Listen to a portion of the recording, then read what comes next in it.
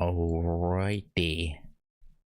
Hey, what's up guys? Chelsea, welcome back to 9 hours, 9 persons, 9 doors. Last time we're pretty much at the end, right? We did the last, what should have been the last puzzle room. And now we just have to go chase down Santa, aka Zero question mark. It seemed like that was coming into question there at the end of that last room, so we'll see. Hey Meridak, AV6, hey Gogeta. But yeah, I guess let's go see what, because again, Junpei was like, he was like, I know Santa didn't kill anyone, and I was like, wait, what? What do you mean? If he's Zero, he had to. Okay, but yeah, you know, we'll see. So yeah, we have the key card. Now we just have to get out of here. How do I turn towards the door? Do I have to go like this? Oh, here we go. Okay. Slide the key card right in here.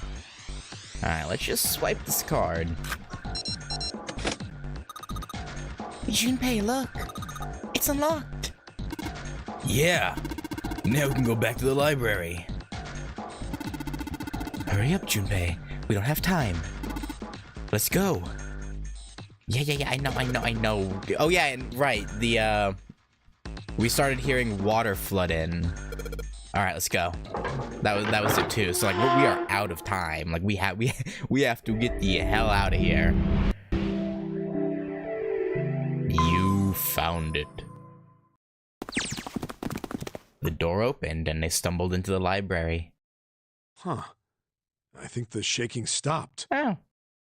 Maybe it's doing it like layer by layer, so it's not hitting this deck yet. It would seem so, but we are yet to be out of danger. Yeah, I wouldn't be overconfident quite yet. You're right. Let's hurry. They ran across the hallway. This exit needs the Uranus card too. Straight for the large metal door. Next to the door was the Uranus card reader. Hey, Junpei. Yeah, I know. I know. I got it. Just chill out, Seven. They slid the key card through and the door rumbled open. All right, it's open. Let's go. Let's get the fuck out of here, man. Out of the library and into the hallway they ran. At the end of the hallway was a door. Junpei reached into his pocket to pull out the key as he ran toward it. Okay, Neptune Key, let's see if you work. I sure as hell hope it does. He turned it. Yes! I think it unlocked. The lock clicked. As one, they shoved the door open and poured through it. Oh, we're here. In front of them was another great metal door. Above it was a metal plaque. It says incinerator. Yep. So this is the incinerator. Yeah, it is. This is the first time I've seen it from this side, but yeah, I think so. Then there ought to be a lever near the door. Yeah, right here. Junpei ran up to it. Pull that and the door should open. Got it. As he spoke, he pulled the lever.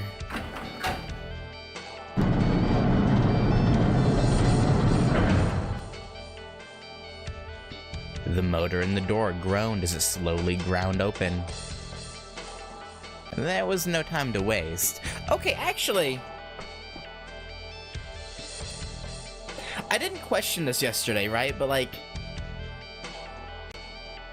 so both of the 9 doors in the church or whatever lead here eventually. But only, okay. So is it just designed for no matter what, you have to sacrifice 4 people at the end? Because if only 5 can go through the 9 door at the end, how would... Because it would be occupied then, so how would... Yeah, I hadn't questioned that, but isn't this like unfair? Like, isn't it rigged so that way you lose no matter what? The motor in the door groaned as it slowly ground open. There was no time to waste. Let's go. As soon as the door had opened far enough to admit them, all 4 dashed through.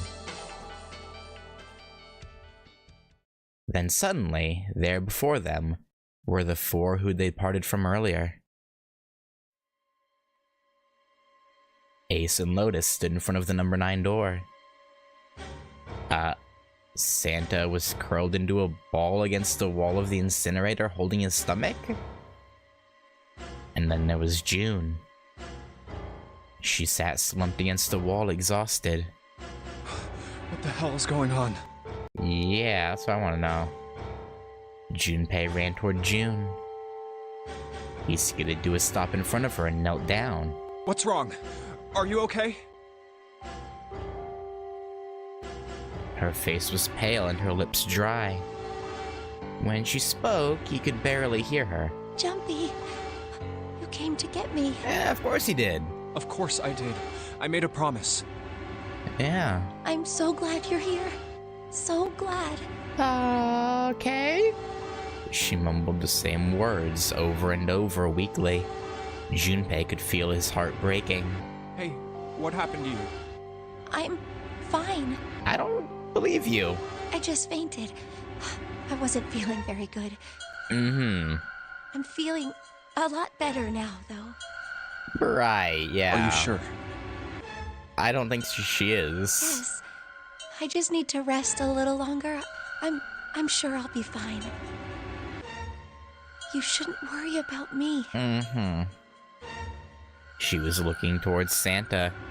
I mean, we're kind of upset with him currently. We don't... Junpei turned to look as well. Santa. Santa grimaced, his face contorted in pain. Seven grabbed him by the collar and roared at him. Hey, where is it? Where's the gun? You hide it somewhere?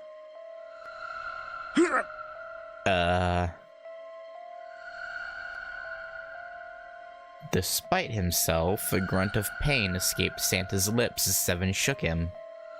I don't have it. Who does, then? I got sucker punched, and they took the gun. Ah, yeah, that would make sense. What? Who took it? You know, the two that are over by the door? What? Isn't that obvious? Yeah. I took the gun.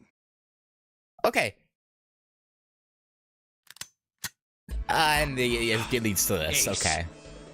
Yeah. Why? I don't know. Like, what's... Because, well, I guess to be fair, we have figured out that he is Hongo, so... But he doesn't know that we know that. So why would he even... Maybe Santa revealed it to the others? To June and Lotus? I guess? And so he felt the need to... I don't know. He did indeed have the revolver in his hand. It was pressed against Lotus's temple. Ace had her pinned to him with the other arm, and she was shaking visibly. Her fiery attitude was gone, replaced by fear. She didn't dare speak. There was sweat on her forehead, and when her eyes weren't flicking up to the gun pressed against her, they seemed to desperately want to say something. Just what the hell do you think you're doing, Ace? Or maybe I ought to say Gentaro Hongo, CEO of Cradle Pharmaceuticals? Seven's deep baritone rumble shook the walls. Ace sneered. You have me at a disadvantage, and I don't like that. Understandable. You know me, but I don't know you. Do you have any idea how much I've suffered? Can you even begin to understand my pain? Yes?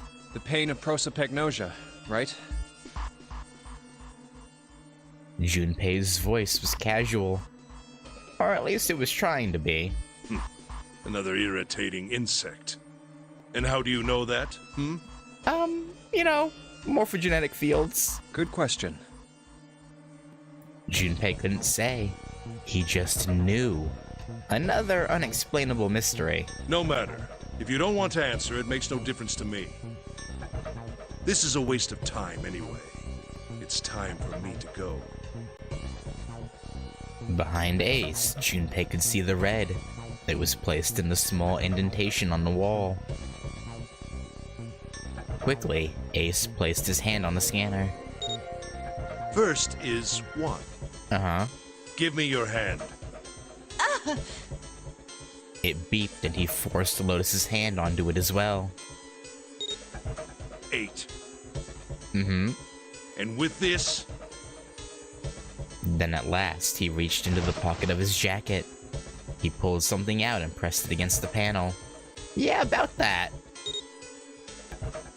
The third asterisk appeared on the red. 9. Mm-hmm.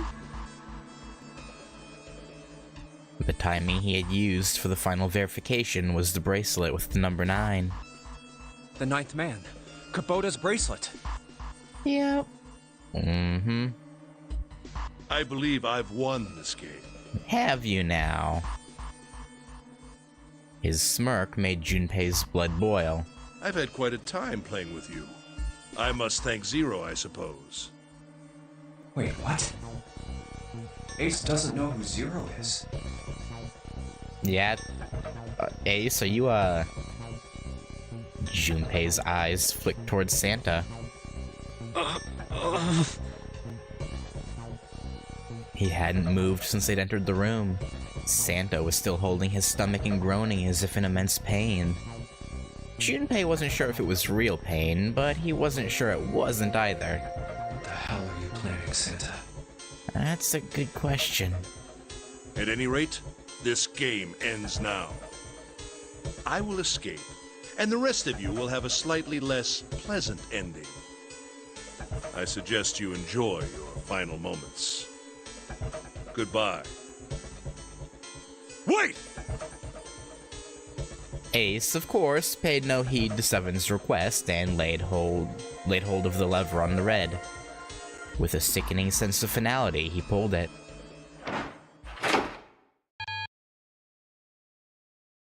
Mm-hmm. Yeah, so about that 9 bracelet, What? Why isn't it opening? I wonder. One more time. Lotus tried to take advantage of Ace's confusion and managed to twist herself out of his grasp, but... And she got grabbed again anyway. At the last second, he grabbed hold of her wrist and shoved it onto the red. Now open! He waved the number 9 bracelet over the red and then his own bracelet as well. Some behind the scenes trivia. At some point it was planned for Ace and Lotus to have... Yeah,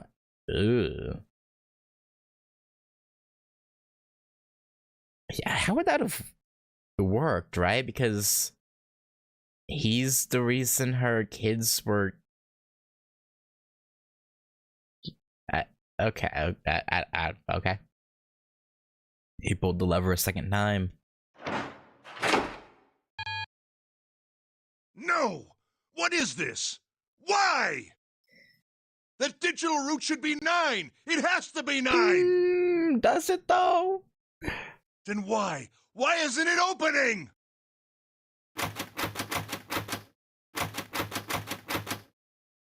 Ace's fury and confusion had overwritten all other thoughts. The set up my ass. That's true. That's fair. He had set down the revolver. It was just below the red. Now! Seven chose that moment to act. He moved far faster than a man of his bulk should have been able to, and he launched that bolt straight at Ace. Nice, Seven. It was over before they knew it. No! In the blink of an eye, Ace was on the floor. He rolled onto his side, groaning in pain. Ugh. Lotus ran straight for Junpei. She darted around behind him and stuck her head out, making sure to keep Junpei between herself and Ace. Oh, that was close. Too close. Thank you, Seven. Yeah, you're welcome. Don't mention it. You know, with all their arguing, it's nice that she legitimately thanked them. I was like, whew, thank you. You know, she could have easily been snarky, but no, it was a legitimate apology. Which, you know, given the circumstances, it would be weird if she didn't. But like, you know, with their how their relationship has been, you know, it could have gone either way. Seven stood over Ace, his breathing slow and heavy. Just one punch ain't enough for this piece of shit. True. After what he did 9 years ago, I ought to rip him to pieces. But if a suspect can't talk, they ain't much good. Yeah. Once he's locked up in a cell, we're gonna have a little chat. 9 years ago? Then you must be... Yeah, he's the detective who ruined your... Yeah, you finally figured it out, dumbass. Mm-hmm. Oh. Ace planted his hands on the floor and shook his head. Junpei walked toward him. He stopped and looked down at Ace with pity on his face. Ace. You killed Kubota, Nijisaki, and Musashido, didn't you?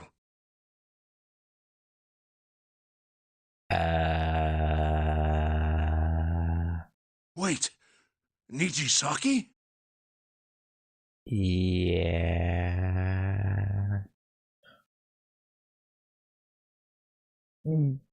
What?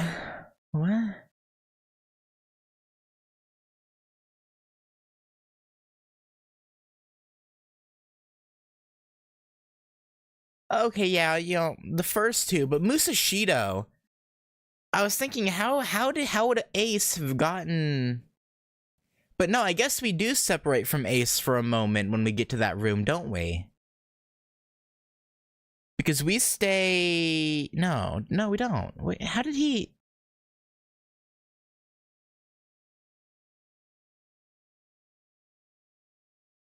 Yeah, the Musashido one I'm still confused about. He peered at Junpei, genuinely confused. Oh, right. You don't know yet. All right. We'll just go through them in order then. Let's start off with Kubota. Okay. You talked to Kubota and managed to convince him to go into door 5 alone. You killed him without making it look like you killed him. The way I figure it, you had 4 motives. 1. In the nonary game, the number 9 is dangerous. Whoever had the 9 bracelet could join whatever team they wanted. Adding 9 to any number doesn't change the digital route. Yeah. Which means that number 9 could do whatever they wanted. You wanted to remove that threat as soon as possible. 2. You wanted the number 9 bracelet for yourself, so that you could make use of its power. In fact, you did use it in the murder of Nijisaki. 3. Even if his number hadn't been 9, Kubota was a problem. He knew your past. He knew what had happened 9 years before. You needed to silence him before he told anyone. 4. But last, and perhaps the most disturbing, you used Kubota as a test. You wanted to know how serious this nonary game was. Was it truly life or death, or simply a harmless prank? Yeah, that is kinda fucked up. You convinced him to break the rules so you could see what would happen. That was why you killed Kubota. But he was only the first. Next was Nijisaki. While everyone was off looking for the missing parts for the Reds, you ran into Nijisaki near the big hospital room. However, because of your prosopagnosia, you didn't realize he was Nijisaki. Chiefly because, when you met him, he was dressed like Snake. That was why you thought Nijisaki was Snake. No, that's not... That was Nijisaki? Indeed. Why? How did... I'll get to that. Anyway, you thought he was Snake. Snake was one of the kids in your experiment 9 years ago.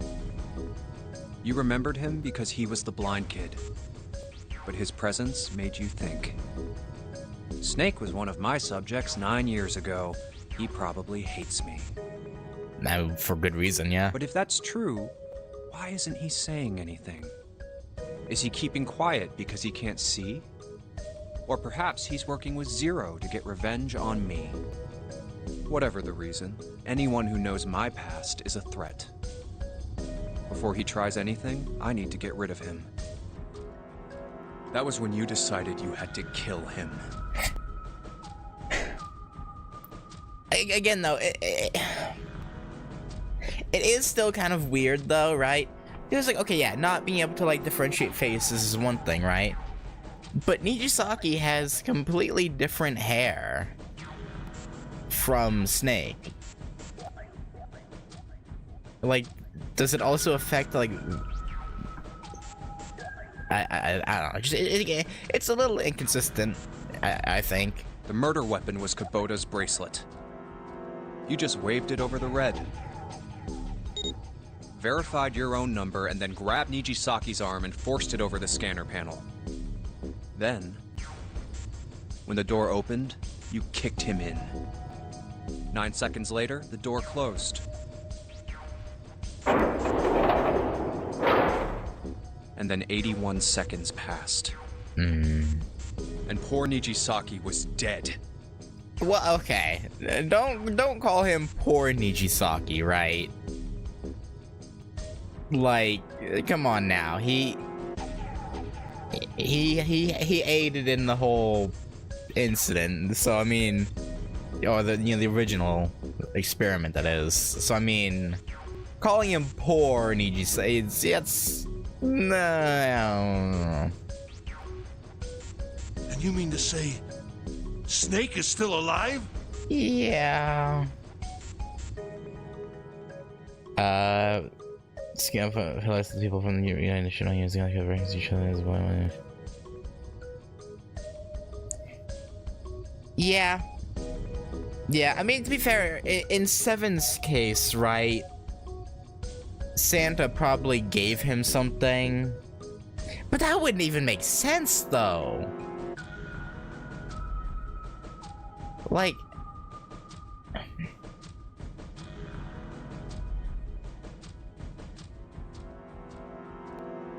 Yeah, no, because I guess Seven didn't know his actual name either, right? At the time. So I guess it would make sense if Santa had given him something that would cause amnesia. I guess. Yeah. Sorry to disappoint you, but I'm as good as new. Thank you for killing the wrong man, but I can't say I like knowing that you wanted me dead. Yeah, no, it's probably disconcerting. Although, to be honest, even if you hadn't tried to kill me, I would still hate you very much. Again, for a very good reason. Well, I wouldn't blame you. Ace's self-derision was frustrating. But Junpei kept his emotions in check and continued. Last but not least, let's talk about Musashido's death. Okay, yeah, this is the one I'm confused about. When Clover and I were investigating the chart room, you came over to talk to me. Uh-huh. Do you remember what you said? Oh, a pocket watch. Might I take a look at it? I handed it to you, and you left the room. Ah. Okay. I see. You had been in charge of the Nonary project. Of course you would have known the solution to every puzzle. But then how did he go about... Again, I guess it wouldn't be that hard to reset everything. Which would mean that you also knew how to get out of the wheelhouse. All you had to do was place the watch in the indentation on the door to unlock it. Yeah... With the door open, you could enter the captain's quarters. Okay. Man, were we talking for that long and he was gone that long? Really? Musashido was there. Conveniently placed next to him was an axe that practically begged you to kill him with it. You picked up that axe and buried the blade deep in the other man's chest.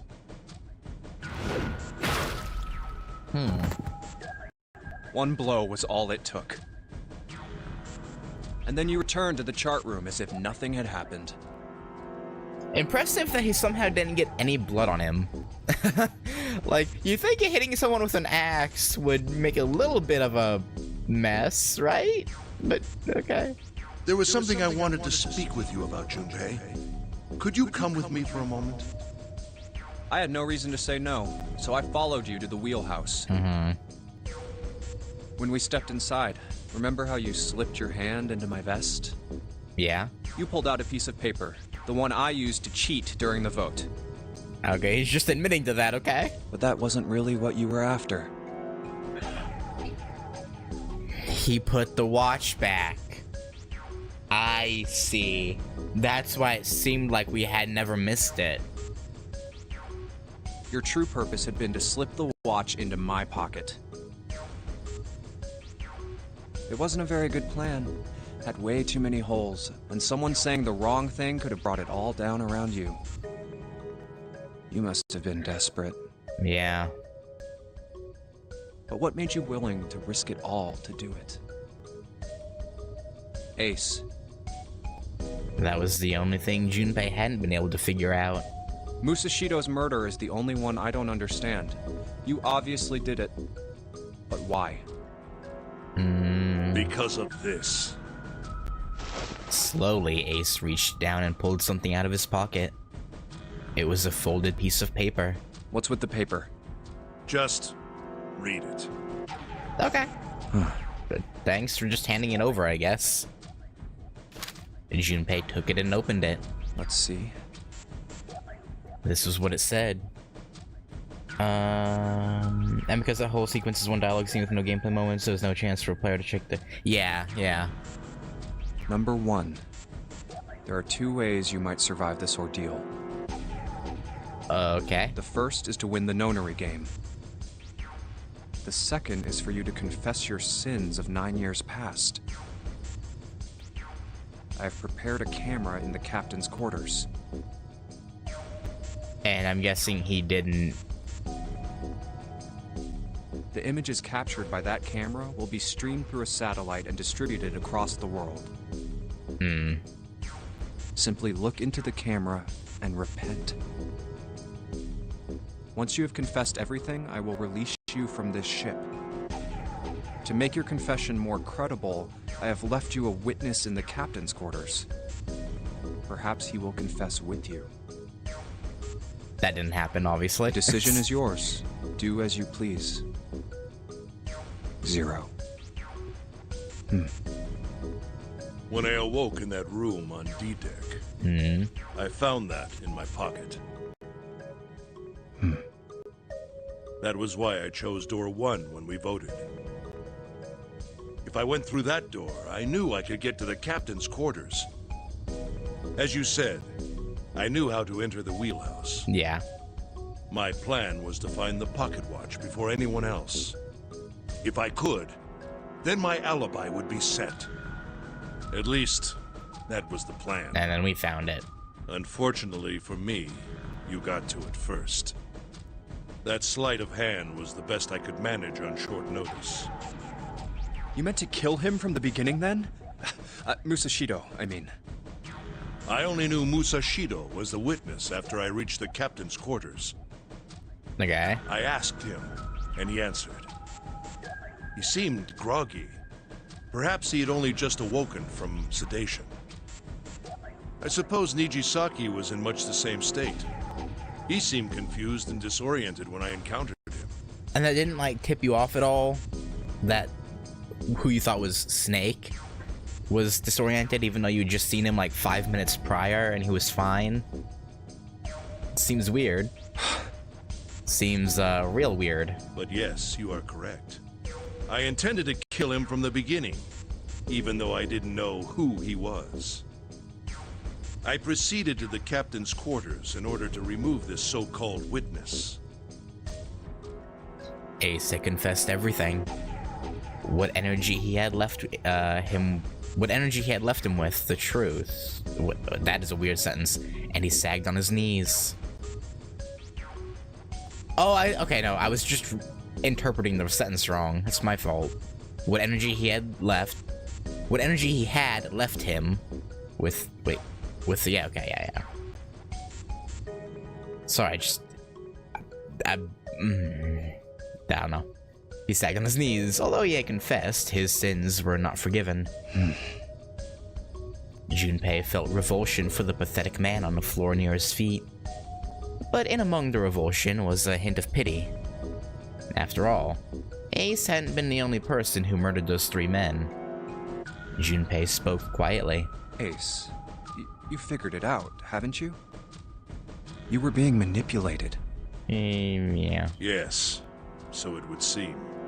I was little more than a puppet, in many ways.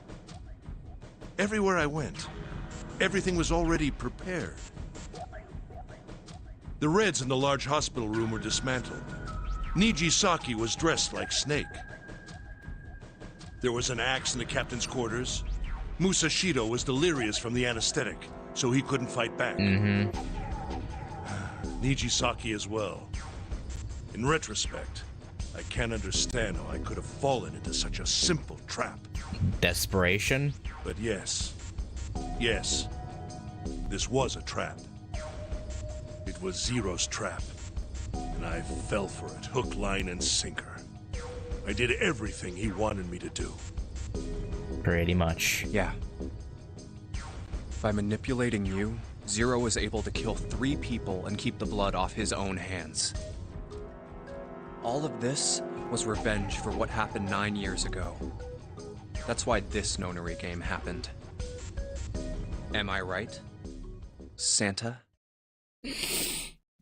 Straight up calling him out. Junpei looked over at Santa. As Junpei spoke, he stood up, his legs still shaky. Huh? What the hell are you talking about? I don't know any— Come on, buddy. Ain't no point trying to play dumb anymore, Santa. Actually, I guess I should call you Aoi Kurashiki, huh? Seven's face was sad as he spoke. My memory came back to me, kid. You're Aoi Kurashiki, no doubt about it. Never thought I'd be back in this room talking to you. But hey, I guess this was all part of your plan, right? After all, the person who planned the Nonary game this time around was Zero. And Zero's you. Looks like you really do have your memories back, huh? Yeah, whatever you didn't last as long as you were hoping, huh? Santa's smile was sarcastic and something else.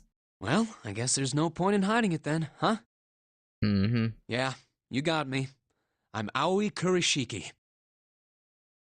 I was one of the kids in the Nonary game 9 years ago.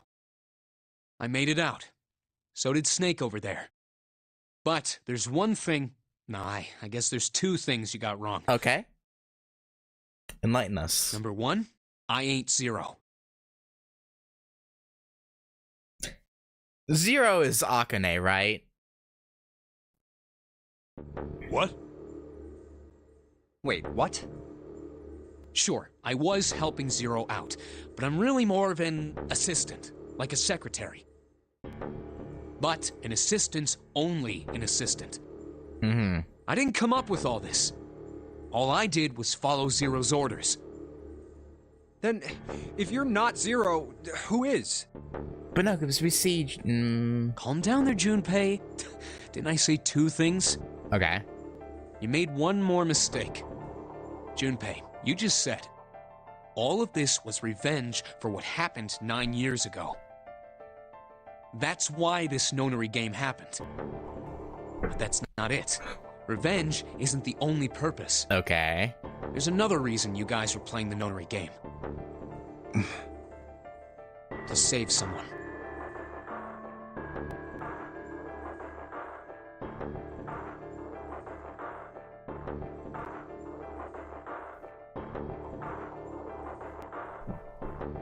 All right. Save someone? Right. You were brought here to help my sister. To save Akane.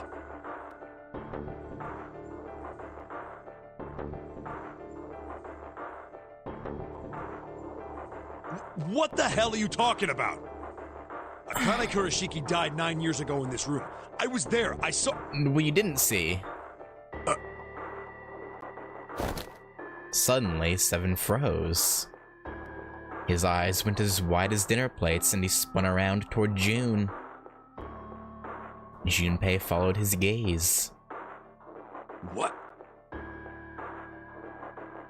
She was gone. Where June had been, there was nothing. What the hell?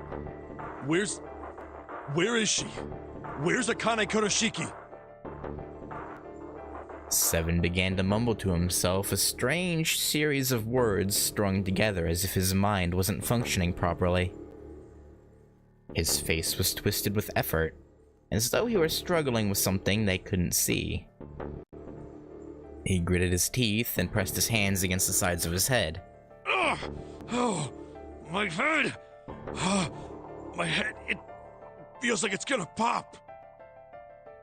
I'm guessing the twist here has something to do with Ice 9, right? And the whole Alice, you know, like, freezing thing. Seven! What the hell is going on? But that would make sense because then she wouldn't have grown up if she was... I don't know, I just... Oh! I swear to God, my head feels like it's about to explode! From somewhere far away, they all heard a deep, heavy noise. It sounded like a tremendous wheel slowly beginning to turn. Santa seemed to have entered an almost trance-like state. His words were calm and measured.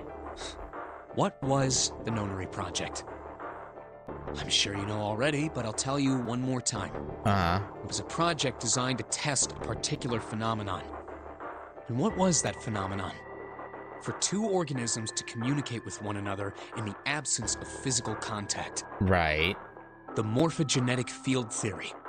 Could human beings use these invisible fields to exchange information? That was what this experiment was conducted to determine. There were two separate locations. One was the Gigantic, and the other was a building in Nevada called Building Q. Yeah. Okay, yeah, we know that. The 9 children trapped in Building Q were faced with numerous puzzles, copies of identical ones on the Gigantic. They were told to send their answers into the morphic field set and transmit them to their brothers and sisters on the Gigantic. Mm-hmm. The transmitters were put in Building Q, and the receivers were put on the Gigantic. Each sibling pair was supposed to be split up, but... Yeah, I was wondering about that. You and your sister were together. But there was a mistake. Akane was a transmitter. She should have been in Building Q. However, for some reason, she was placed on the Gigantic with the receivers, like me. Perhaps she was mistaken for someone who was supposed to be in Group A. Whatever the case, Akane ended up on the Gigantic. Mm-hmm. I think I've told you enough. You get it, don't you? No. I'm pretty sure you know where this is going, Junpei. Do we? Where what is going? Don't play dumb. You know things you shouldn't. Things you couldn't. How did you know Ace had prosopagnosia? How did you know why Ace wanted to kill Kubota and how Nichisaki was killed? Were you surprised when you found out Ace was Hongo? No. And what about the coffin Snake was trapped in? How the hell did you open it? Well, that's... Mm-hmm. The answer to that is easy. He knew because I knew. Junpei was receiving information that I sent to him through the morphic field set. It's simple, really. How do I know the alternate futures, then? Imagine a river that splits in two like an upside-down Y. The river flows from the top to the bottom from a single stream into two branches. It only flows in one direction. It can never flow backward. Information is the same way. It moves from the past to the future, but never flows backwards. That's why people at the river's source in the past will never know about those downstream in the future. But the people downstream will never know about one another either. Information only flows along the path of the river. But I am different. I can manipulate the morphic field set to pluck knowledge from the future. I know what happens on either fork of the river, even though the people on either fork know nothing about one another. Now, who am I? I am I, the 9th letter of the alphabet. But I am also 0.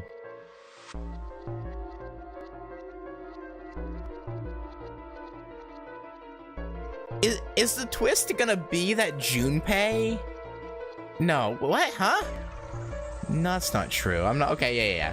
I'm not really 0. Not yet. Perhaps you could say, less than 0. 0 is my future. In 9 years, I will be 0.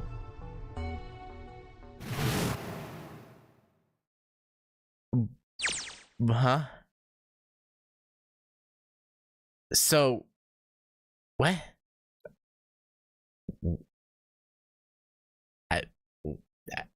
Okay. Where did she go? What? June. No, Akane.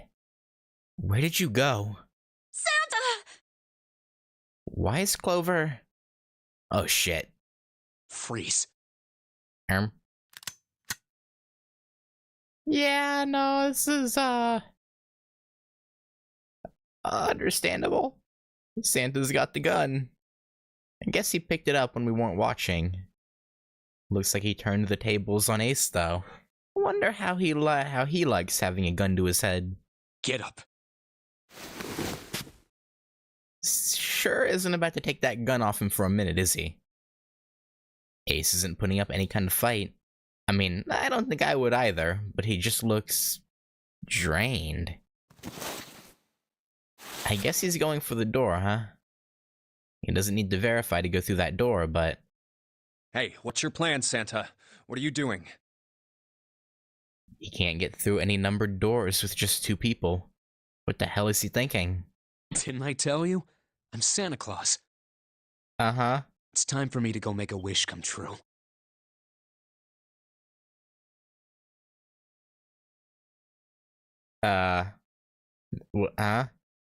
That's it? That's all he's gonna give us?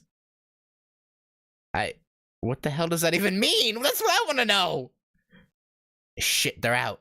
I'm guessing he's gonna kill Ace, Hungo, whatever you wanna call him.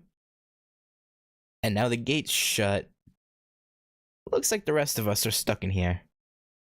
They're all looking at me. At least Seven's headache is gone. He seems to be alright. Well, I guess there's no harm in trying. Let's see if this door still opens. Damn. Well, it looks like this door isn't opening anytime soon. Yeah, probably locked as soon as Santa left. Oh, you mean we're trapped? Yeah. So it would seem.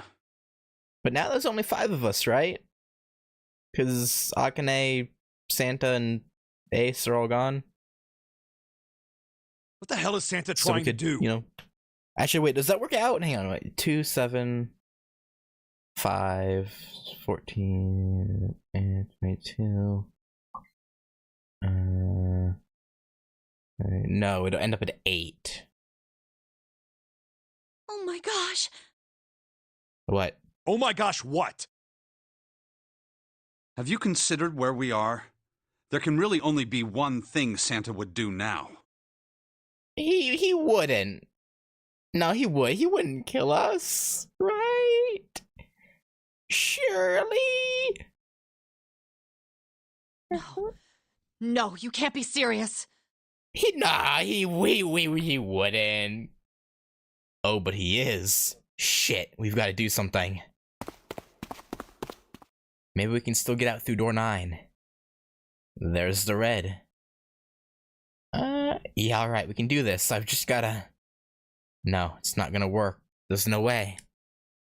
The 5 of us can't open this door. Yeah. Is there any combination that'll work? Junpei, can I borrow your pen and notebook? Yeah, sure, go for it.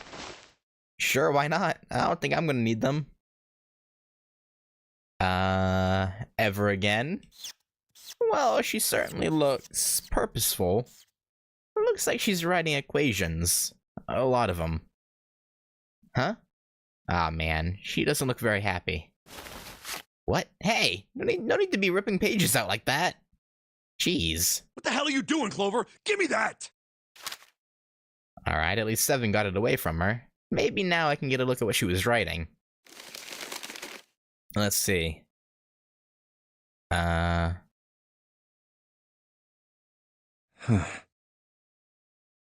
So we would have to leave Lotus?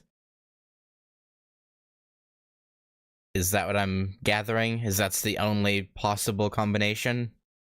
Is we'd have to leave Lotus behind? What? And there's no other way? No, I think she's right. Lotus. Looks like she'd figured it out, though. Man, this is just too cruel. It's okay. Go. Santa isn't gonna kill us. Like, come on. If you, come on.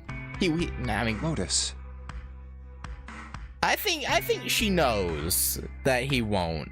Come on, you know we can't do that. Oh, don't give me that. I'm sure you'd love to get rid of me. No, he wouldn't. God damn it, you idiot! Whoa, where the hell did that come from? Looks like she expected that about as much as I did. Without,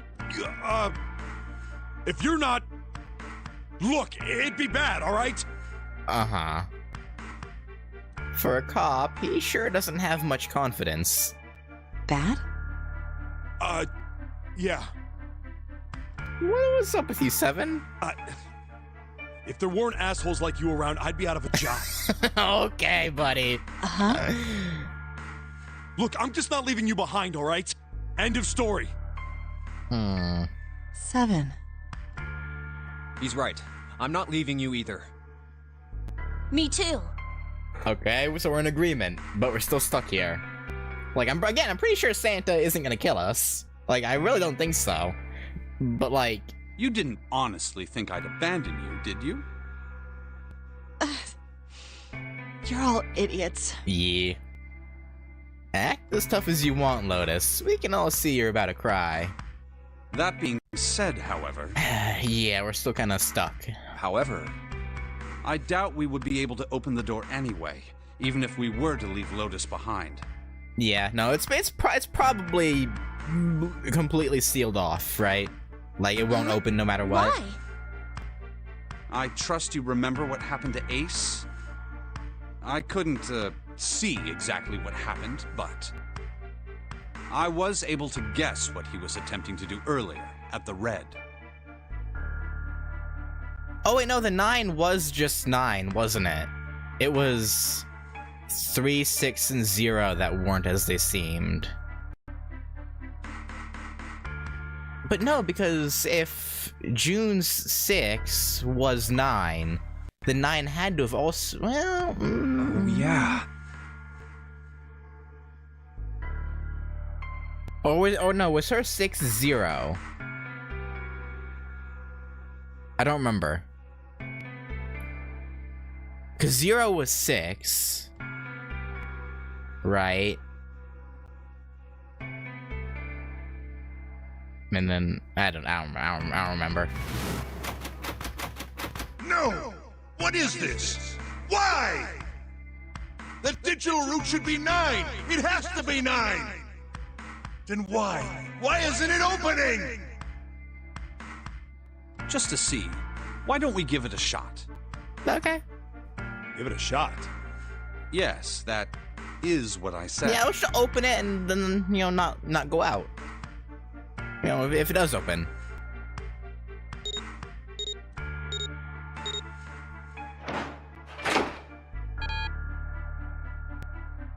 Mm-hmm.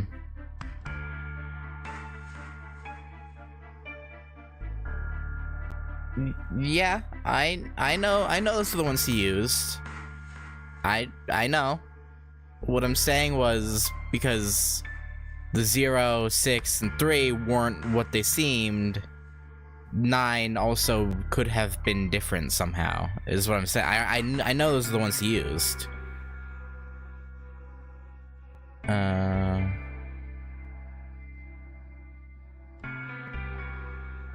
So Santa's just... Yeah, oh yeah, that's what it was. And then 0 was 6. Yeah. Yeah, huh. You were right. I don't know, I was thinking.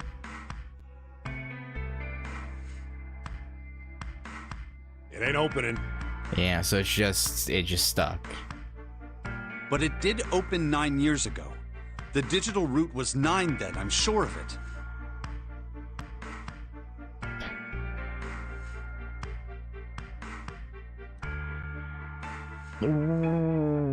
Well, what about... Well, if Santa's 3 was actually 9, what if this final 9th door is actually 3?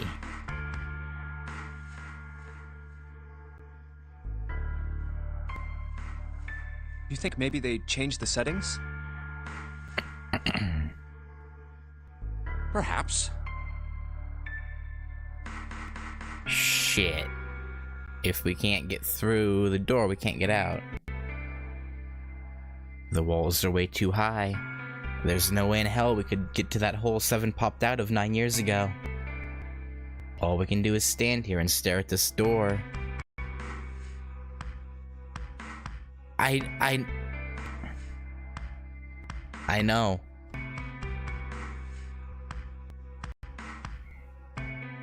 That's not what I'm saying. I'm saying because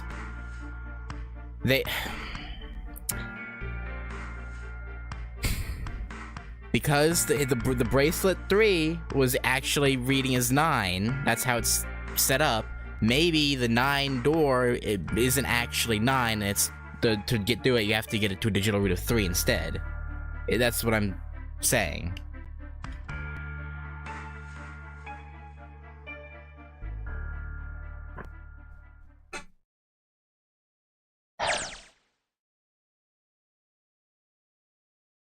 I was watching. I had watched everything that was reflected in his eyes. I was listening. Every sound that vibrated in his eardrums I heard. Smell, taste, touch. I felt everything he felt.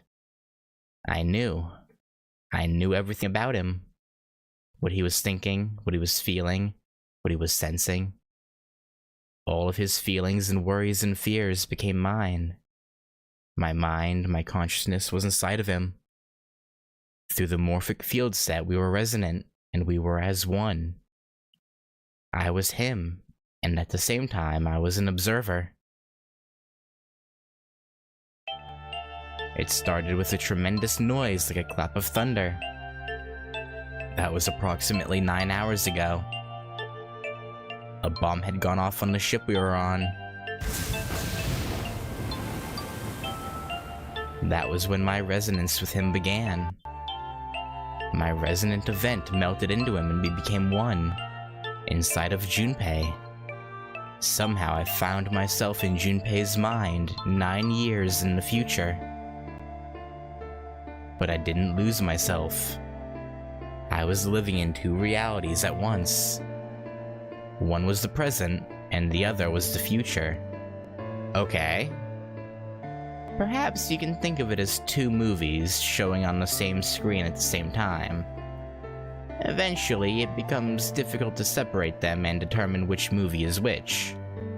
However, if I concentrated, I was able to focus on one or the other. That was why I was able to grasp what was happening in front of me. Come on, over here! That was my brother, Aoi. He was yelling. Oh, okay, so 0 is Akane, but she's... But it's also Junpei because... Okay, what? I followed him. Around me were 7 other children. They all looked like they were about my age. Come on, hurry up! We ran down a long, straight hallway and burst into the large hospital room.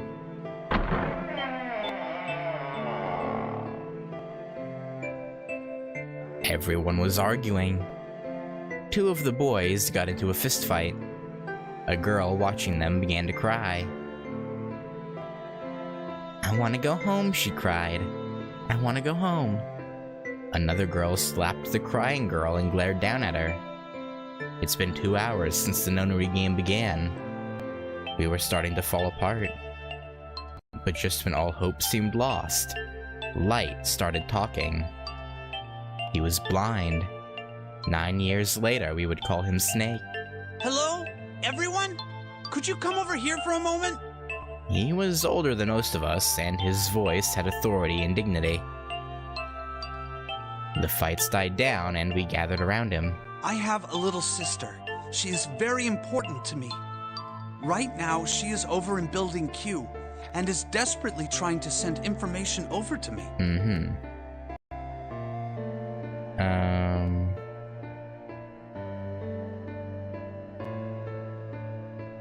Oh, wait.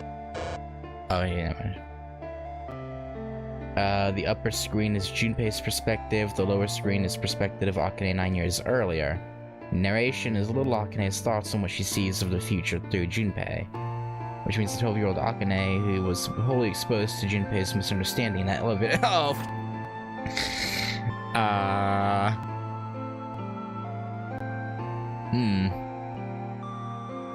That's kind of funny. Her name is Clover, and today is her 9th birthday.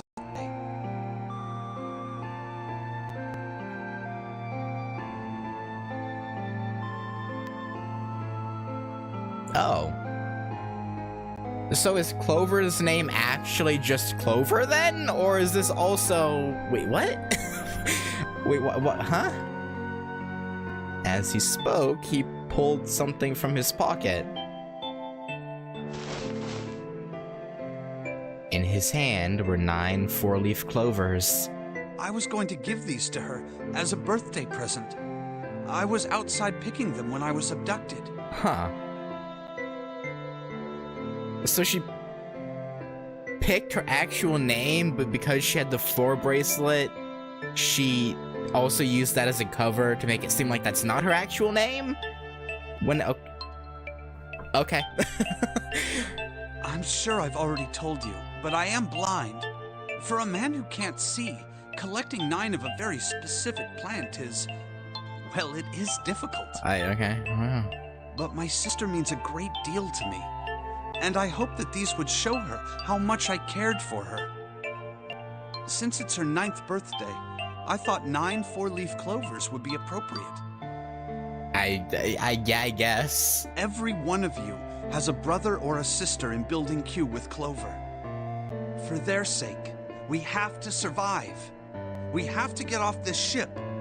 Do you understand? Well, not every one of them. You know, those, you know. If we're going to do that, there are 3 things you have to remember. Okay. We need trust and love, and we have to have faith in one another. If we can take all 3 of those to heart, then I promise that good luck will come our way. Did you know that the leaves on the 4-leaf clover mean faith, trust, love, and luck? Those words are leaf words. So if you believe what I've told you, and you understand, then I want you each to have one of these. They're a promise between friends. He gave a clover to each of us. I took one too. Eventually, he was left only with a single 4-leaf clover. He had one last thing to say. Now don't ever forget, so long as you have that, we will always be connected. Do you understand? When he finished, the tension of only a few minutes before was gone. We were calm.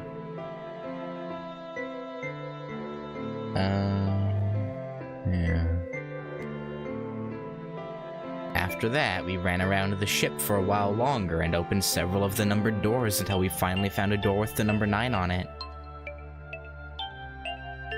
What was in the coffin in this one, then? In fact, there were 2 doors with 9 on them, and we found them in the chapel. We split into 2 groups and walked through the doors. I guess they didn't even open it here, but, huh.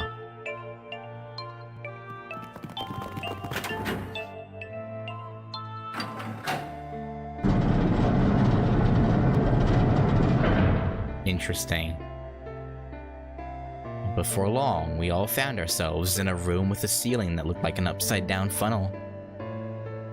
For some reason, this room had another number 9, but this time it was the only one. But if there was only one door, that meant only 5 people could escape. What are we gonna do? I don't know. There aren't any other doors! We began to panic. Then, as if things had not gotten bad enough already,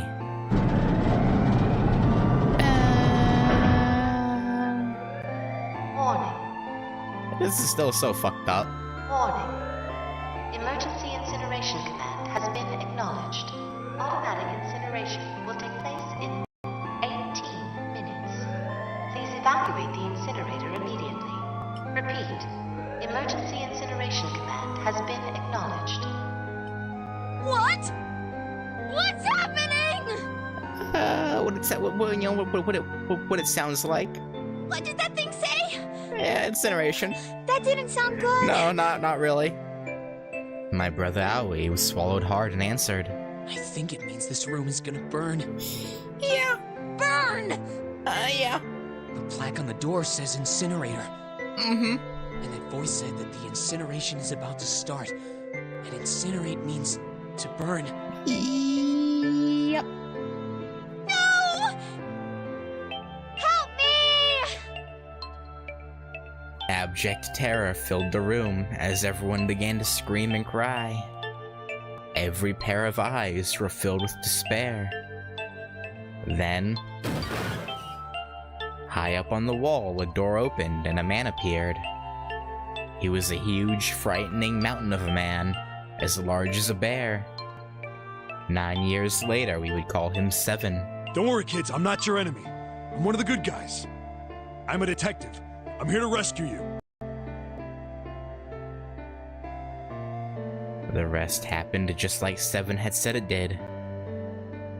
The 4 of us who had stayed behind were saved by 7.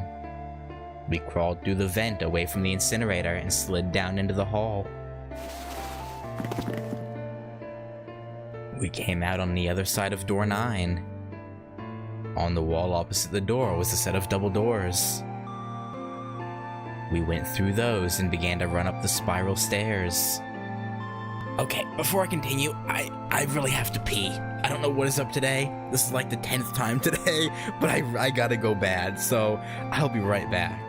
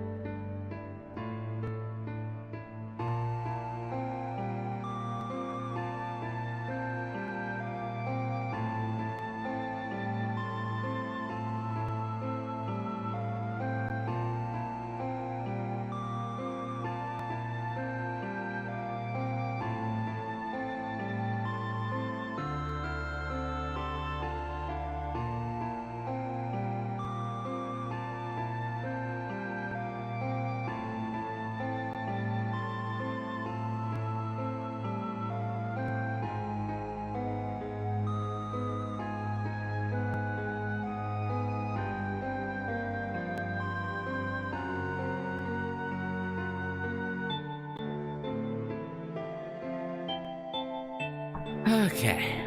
Sorry about that. It was bad.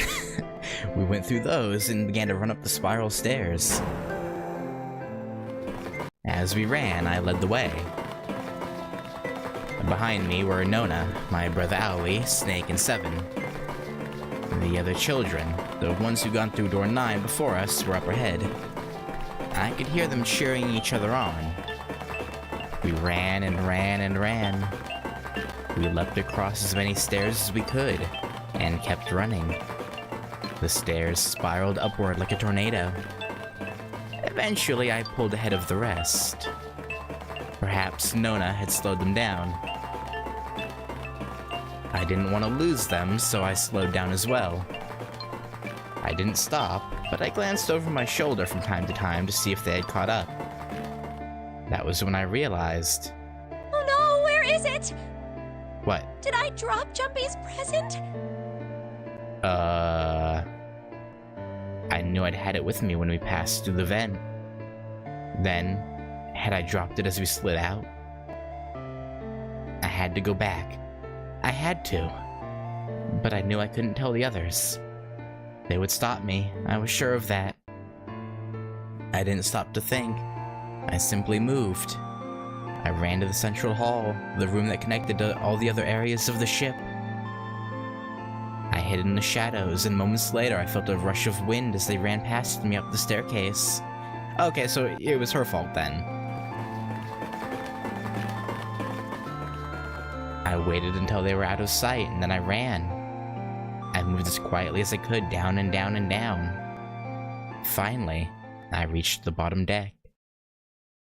I ran into the hallway and looked around frantically. There it is! It was just where I thought it would be, sitting under the opening of the vent. I ran over and snatched it from the floor, but as I ran back towards the stairs in freedom... Here is Hongo. The door to the incinerator opened and a man stepped out. It was Hongo. Gentaro Hongo. 9 years later, we would call him Ace. Ah, how wonderful to see you decided to come back. His smile made my blood run cold. It looked mechanical, as if someone had simply pulled up the corners of his mouth. Come with me. We must continue the experiment. No, no. I shook my head, eyes wide. Slowly, I began to walk backwards. 1 step, 2 steps, 3 steps. Then I spun around and broke into a run. Except he had much longer legs and could easily catch up. I felt Hongo's hand close over my left wrist. I said, come with me.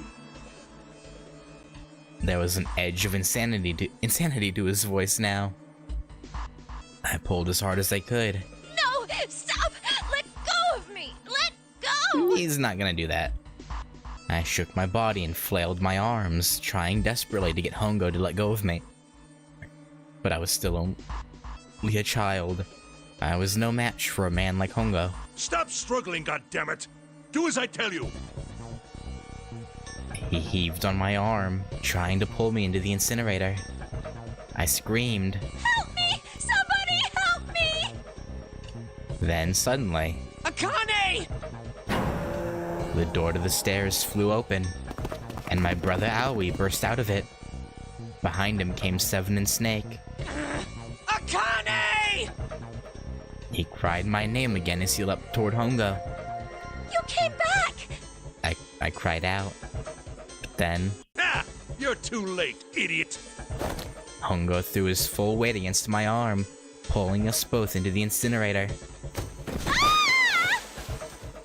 The force of it threw me to the floor. I scrambled to my feet and looked toward the open number 9 door. Hongo stood between it and me, but behind him I could see my brother, his fists clenched. But those fists never reached Hongo.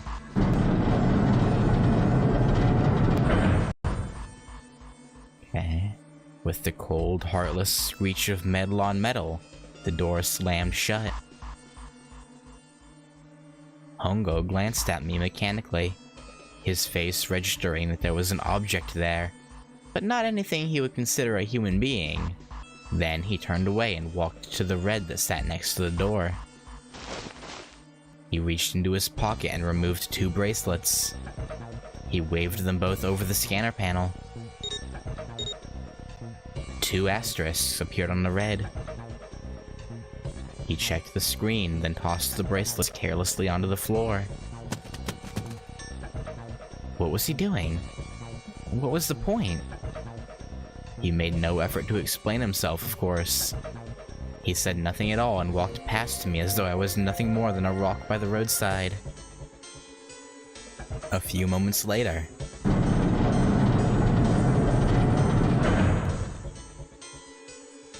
the 2 other doors slid shut as well.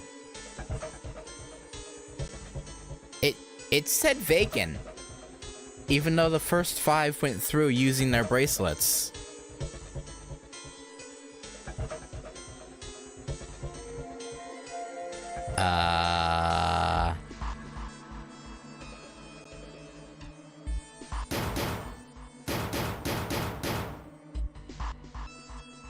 Does that mean she could have just used her bracelet to... Like, did he give her an out? Could she have just... I could hear someone pounding on the door behind me. I turned around and ran toward the door with the 9. Akane! Akane! Are you okay? I could hear a voice from the other side of the door. A worried, frightened voice. Help me! My throat was already raw, but I screamed as loud as I could. My voice echoed lonely around the empty room. What should I do? I think I'm trapped in here! Where's Hongo? He went out the other door! What? Then it started again. Warning. Warning. Emergency Incineration Command has been acknowledged. Incineration will begin in... Oh, we're back. 18 minutes. Please evacuate the incinerator immediately. Holy shit. Man, I knew what it was gonna say, but that is one hell of a creepy voice.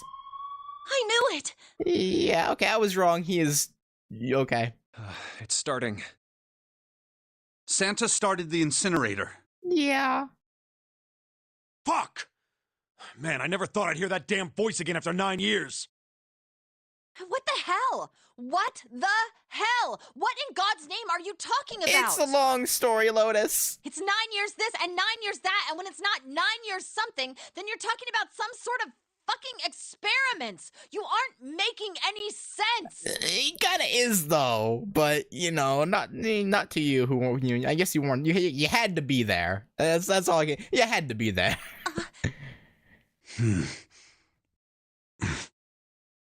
I'm sorry, Lotus, but we really don't have time to explain it right now. I promise, I'll tell you everything once we get out of here. But... Do you really want to argue about this now?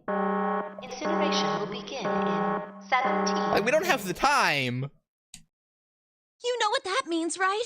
Incinerate means burn! Yeah. What kind of idiot do you think I am? I know what incinerate means. Well... God damn it! Okay, fine. Interesting how... I don't know, okay. Because, like... You know, obviously, you know, Hongo and Kubota, like, makes sense. Junpei, I guess, also makes sense, because he is connected to Akane somehow, and Santa somehow no, and I don't fucking know. 7 made sense, because he was there, Snake, Clover. Why was Lotus chosen, I wonder? Like, putting aside, the whole, old plot that they didn't use about her having an affair with Hongo. What, again, aside from her being a parent of some of the kids, right? She has no direct connection. Like, why in particular was she, out of all the parents, chosen? Was it because of her skill set? Because she like had the typing know-how? Like what? Like why? I don't know. Yeah, it's interesting. I won't ask anything else. Talk about whatever you want. But you have to do something for me. 7, figure this out. Okay. What? Why me? Just shut up and stop this thing. How the hell? There has to be some sort of emergency shut-off button. There isn't anything like that. Are you sure about that? How the hell do you know? Well, I mean... Because I looked for it 9 years ago. Yeah, Lotus isn't happy about that. Can't really blame her. Wait. The floor. It's moving.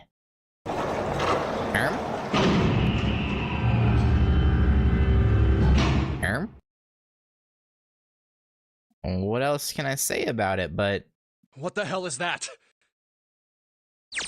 That's new. What is that? What is that? A computer of some sort? What else could I say? The floor opened and a machine rose up out of it. It looked like a computer. At least it kind of did.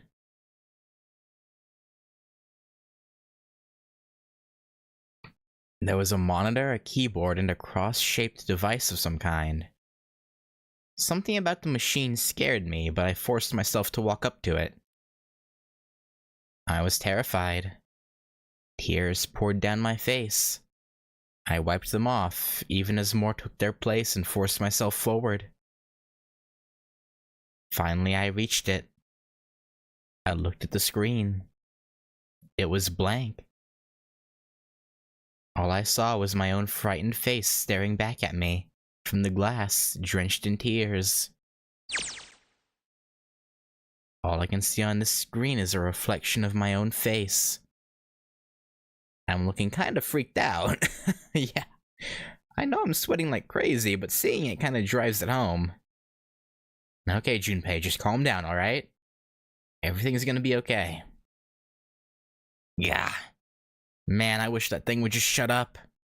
Incineration will begin in 15 minutes. Yeah, it is kinda annoying, huh?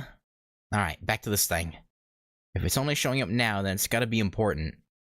But what the hell am I supposed to do with it? Hey, move! Okay, yeah, you're the typing lady. you got it. Yeah. Hey, we're all tense, lady. Doesn't mean you get to shove people around. Okay, it's turned on. There's nothing on the screen though. Uh-huh. Oh, this is bad. This is really bad. If there's nothing on here, how are we supposed to do anything with it? It's a good question. Sure, I'll just push buttons. I'm sure that'll... Oh? Huh. Well, at least it's on now. What's on the screen, though? What is this? What's up? It looks like some sort of puzzle. It's got a bunch of numbers and letters scattered across a 5x5 grid. Wait, isn't that the thing we found before? In the... The numbers range from 1 to 8. Do you think that if we solve this puzzle, the incinerator will stop? Yeah. Well, we can hope, right? Alright, puzzle. How do you work? Ah, man, that goddamn voice again. Incineration will begin in 13 minutes. Yeah, better hurry! Shit, 13 minutes. Can we really do this? My heart feels like it's gonna pop. My heart was pounding like it was about to explode. I stared at the puzzle on the screen. I was sure I had to solve it somehow, but I had no idea how. My connection to Jumpy had been gone for a while. His mind was gone. I couldn't get any more information from him. I felt the seconds tick by as I stared at the screen, completely lost. My cheeks felt hot as tears poured over them. Then I heard a voice. Hey, what are you doing? What? It was muffled. I turned around. Pressed against the window in the entry door was a face. A frightening, evil face. It was Hongo. How long had he been watching me? Oh, don't know what to do? No, I guess not. He was yelling, but his voice was still muffled. It's simple, really. But I suppose I might as well tell you. Just solve the puzzle on that machine. Yeah, we kind of figured that. Huh? His laughter was muffled by the door, but it still tore at my heart like the claws of a vicious monster. I bit my lip and glared at Hongo, struggling to hold back hot tears. You're a terrible person! I hate you! Yeah, I think he knows that. Oh my! How could you call a gentleman such as myself a terrible person? That's not very nice. What? Fuck you. I'm quite fair. I don't use tricks or play dirty. Uh-huh. You see? I've even left you a way out. A way out? Yeah, that you don't whatsoever expect her to be able to do. Didn't you hear me? All you have to do is solve that puzzle. Do that, and you can stop the incinerator. What's the point of stopping it? You'll only capture me and make me do this all again. That's probably a good point, actually. I'm not going to listen to you. If you're just going to throw me back in here, I might as well just die now. No, don't think like that. My goodness, haven't you listened to anything I've said? I told you, I'm a fair man. Huh? If you solve the puzzle, the verification function of the red will in turn activate. If this experiment is to deliver valid results, there must be a chance of success. If you succeed, you will escape. Okay. The verification function of the red? Okay, so that's why he put... Okay. Then I remembered. Before Hongo left the room, he had scanned 2 bracelets into the red. Ah, so you do remember. Right now there are 2 numbers in the red. The first is 1, and the second is 3. Say, Akane, what's your number? 5. I looked down at my left hand. The face on my bracelet showed a 5, but I assume it's... Yeah, so it's... Yeah. Uh-huh. I ran to the door with the 9 on it. I grabbed the red and put my hand against the scanner panel, but no, it's locked. You have to do the puzzle.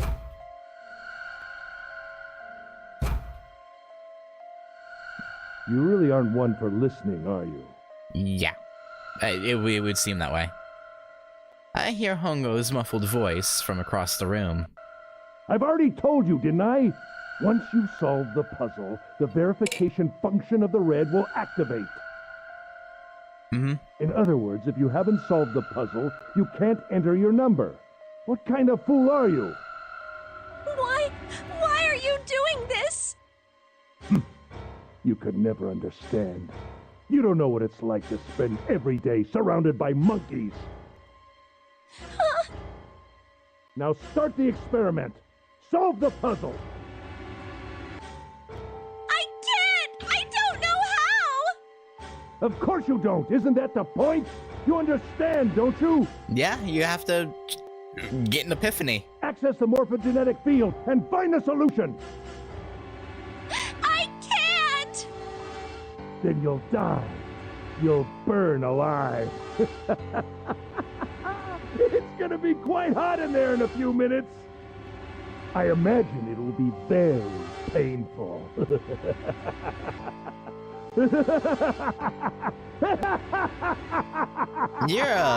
You're a piece of work.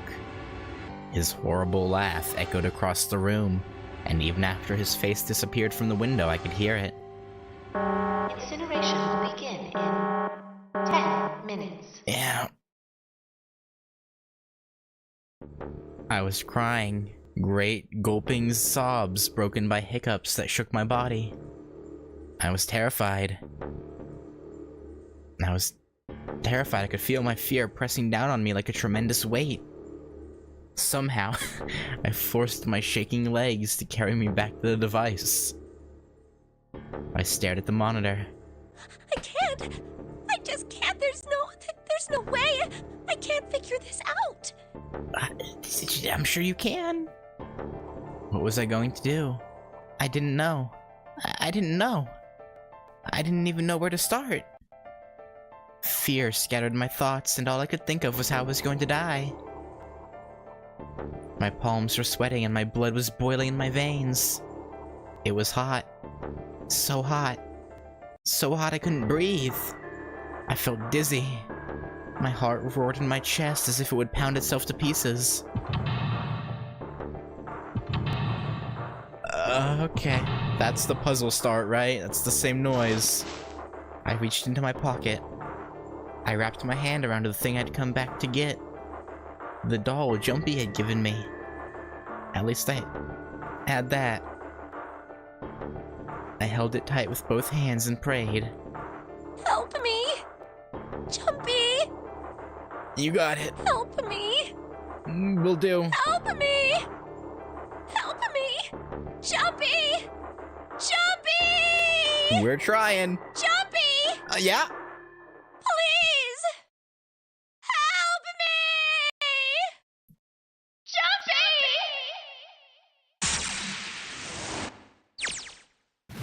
Akane? We back. Okay. Akane! Who the hell is Akane? Yeah, well, it's hard to explain. It's June. Shut up! Just shut the hell up! But, you know. The original DS Final puzzle was a regular Sudoku, no gimmicks, just straight up Sudoku. In a way, it's fitting in a puzzle all about nonsense numbers 1 through 9. You can't get more nonary than that. So then how does this work then? This isn't... I mean, it's obviously not Sudoku, but... Or it's a modified version of... I don't know. Seven and Lotus don't understand. I think Clover and Snake have an idea, though. Clover's looking at me. And I think Snake may have figured it out. No, it doesn't matter. They're in my way. Where'd she go? Maybe over here. Akane! Akane! Can you hear me? Akane! Say something! Fuck. Did something break our connection? I swear I just heard her. Shit. Akane! Answer me! Akane! Jumpy? Okay. I spun around. I heard a voice. His voice. I looked around. He wasn't in the room, of course. But I'd heard it so clearly. Like he was right there. Jumpy! I screamed as loud as I could. Akane! Jumpy! That's... Seven and like Clover and Snake are probably like, okay, this is weird, but not, you know, it's within, you know, it's fitting. And then Seven and Lotus are just like, what the fuck are you doing? What? Then that means, yep. Akane! Akane! Are you in an incinerator right now? You're. Yes, I am! Mm-hmm. How did you know? Because he's also in an incinerator. I couldn't believe that he knew that. Now I understand what Santa meant. Right. There's only one way to help her. You were brought here to help my sister. To save Akane. I think I get it now. Incineration will begin in 7 minutes. Jumpy, we don't have time! As quickly as I could, I told him that I had to solve the puzzle in order to stop the incinerator. Got it! And I do. I get everything now. At last, I finally understand what all of this means. I know why the Nonary game was held today. I know why we were kidnapped and brought here. It was all for this moment. All of this was planned out to lead to this one moment. Oh my god. This is insane. I can't believe it, but there's only one possible answer. June is. Zero is. Akane Kurashiki. She recreated the history of the future that she had a glimpse of 9 years ago. They recreated the history of the future. Okay. She tried to save herself that way 9 years ago. No, she's trying to save herself right now. That means there's only one thing for me to do. Even if this is all some sort of insane plan, I will save her. But doesn't that imply that he had already saved her once if Akane is zero? So then I'll just say, is this just like a time loop happening over and over and over again? Okay. I will save Akane Kurashiki. I must save her no matter what. Incineration will begin in 5 minutes. 6 minutes. The voice reminded me of how much time I had left. Jumpy! Yeah, we don't have time to sit here thinking anymore, man. Yeah, I know. Just hang on, all right? I promise I'll get you out of there. I'm not gonna let you die. I promise. So don't worry, all right? Just give me a few minutes, okay? Okay. Okay. My voice shook as I answered. It was hot in the room. It felt like my heart was on fire. 6 minutes or not, my heart burned with my feelings for him. If you find yourself in what you believe to be a stable time loop, do you risk going off script just to see what happened?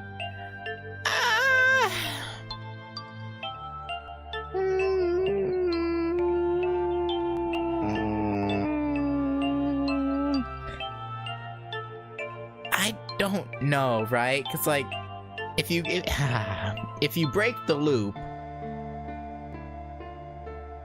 things could end up even worse, or they could be better. So you kind of have to weigh the.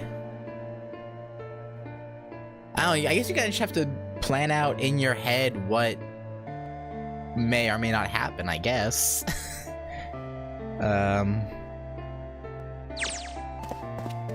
All right, time to get to work, Junpei.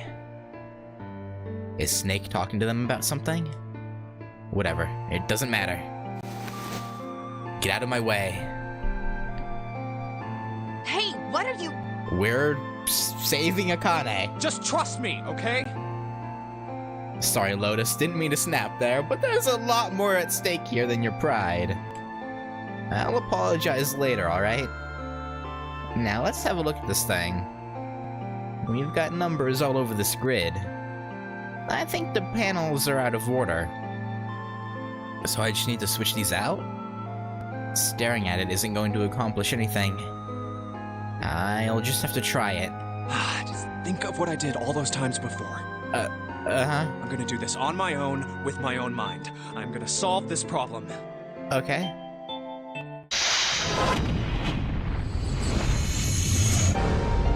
Seek a way out. Yeah, I'll try it. I was kind of hoping when I pressed hint, numbers appeared in the empty spots on the grid. They're all single digits. I get the feeling the numbers change when I switch out the yellow squares. I'm guessing we have to make it all 9. But the square at the bottom... Why does it stay blank when I press hint? I don't know. Pressing the button again makes the numbers disappear, yeah? Looks like I can turn them on and off. Then there's some special meaning to there being 2 modes? What could it mean? I don't know.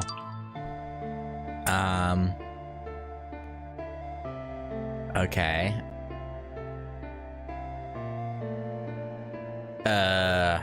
I'll be honest. I've never learned how to play Sudoku. I'm assuming you have to make all of the blue numbers 9, but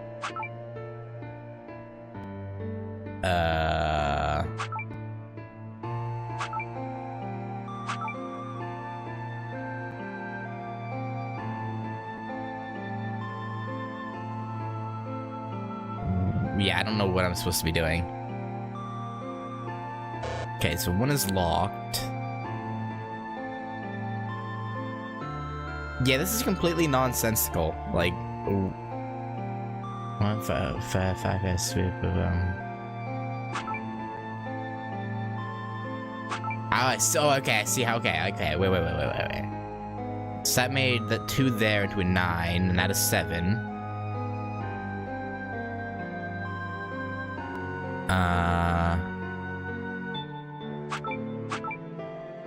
Interesting.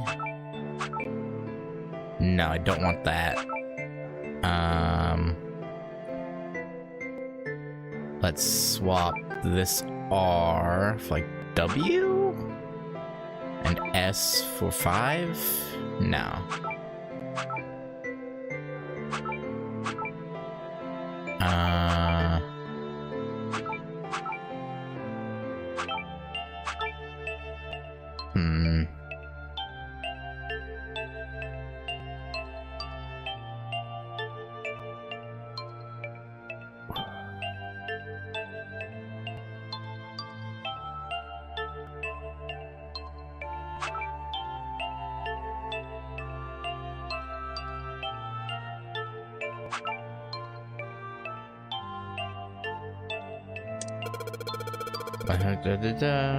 Click the one on right. Does it mean it's supposed to match?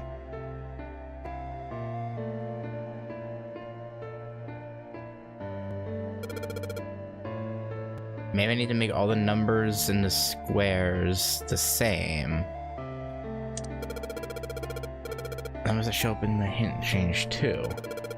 Looks like the numbers are affected by the adjacent squares. For example, when I switch out 3 with 5, the hint number increases by 2. But the hint just adds the surrounding numbers.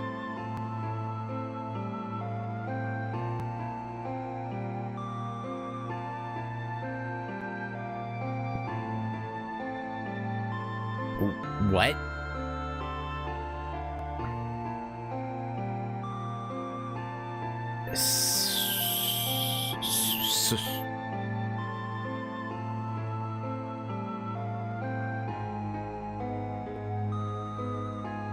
Okay, let's just try this, I guess.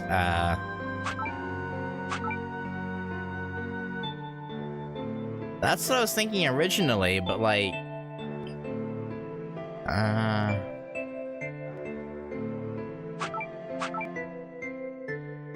I don't...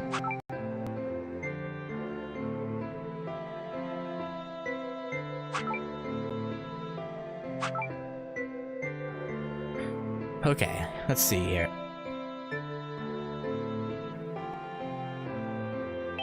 I think I understand. Maybe. Maybe.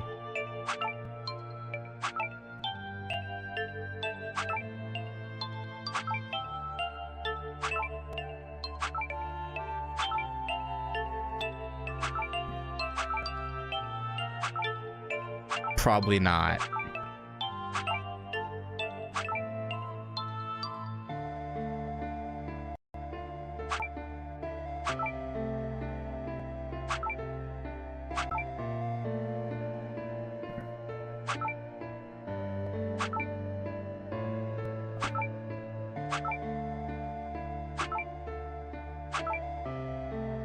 I mean, this makes sense to me, but I don't see how it would...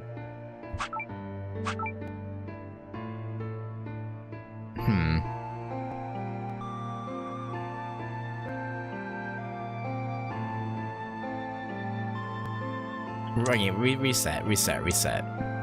Okay.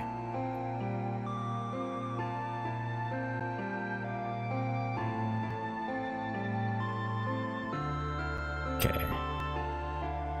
Let's try... Yeah, no, so I want 7 here.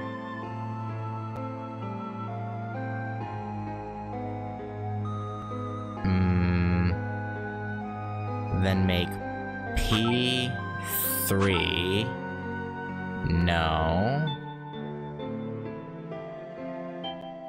R? So this would be S. Okay. And then...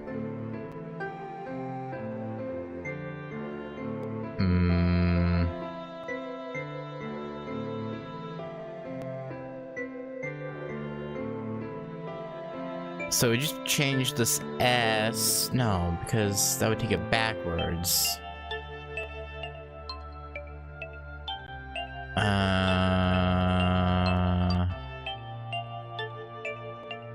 But hang on.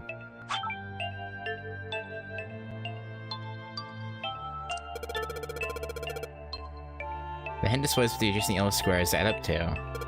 So most of the answers should be 2 digits. But each square only has a single digit. They must be calculated in a different way. Digital roots? Yeah, if the digital roots, then they'll always end up as 1 digit.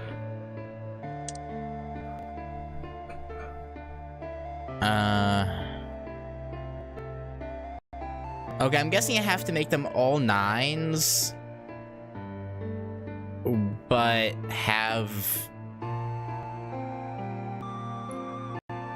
password either down here or up here? Switch S with...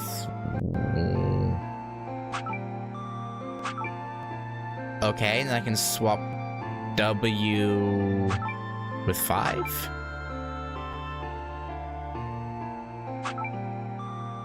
Okay, but I can't...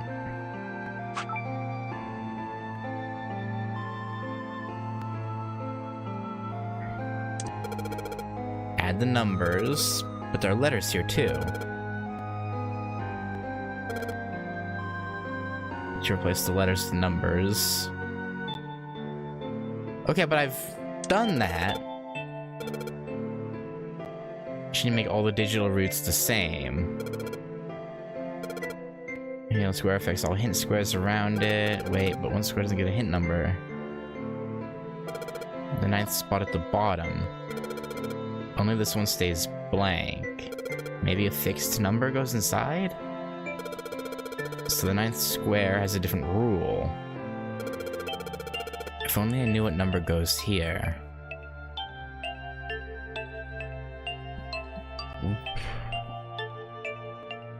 Yeah, I know the letters are, but actually that's why I tried switching it, but I can't. So I have to. So I have to get this. I'm guessing as all 9s with the numbers, but have this in the right order, I guess. That's hella annoying. Okay.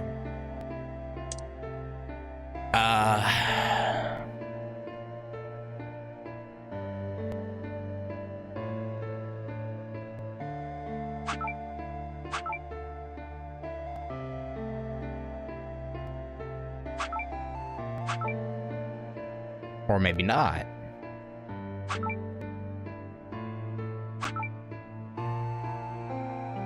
Okay, wait, we're cooking. We're cooking with gas. Okay. Alright, that wasn't that bad. Please enter password. Okay. I just had to, okay, do it in the right order. And, password was, wait. I wasn't paying attention. Is password just password? Or was it, wait.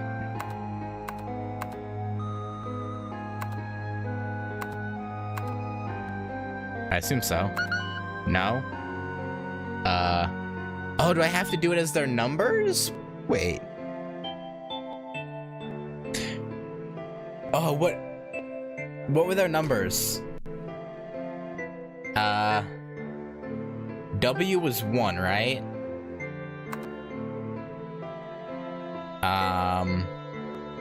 No, but that's, why am I doing that first? No, hang on. So I want P. What was P? P was... hang on. Wait a minute.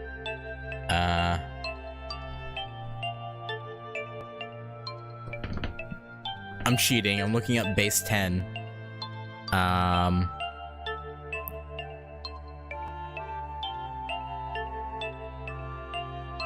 Base 10. Wait, no, is that the right one? No, that's not. I don't want base 10. What did I want? I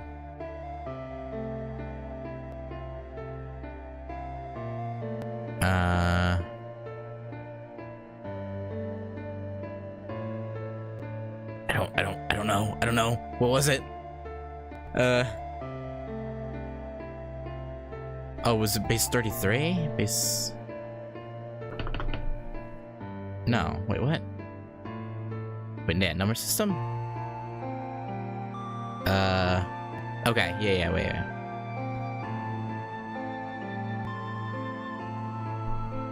Alright, so, let's see, P... No, this wouldn't make sense, right? P... Oh, yeah, P would be 5. Because it's 23, and then you make it into the digital route. And then A was 10, obviously, which is 1. And then S is 8. Maybe.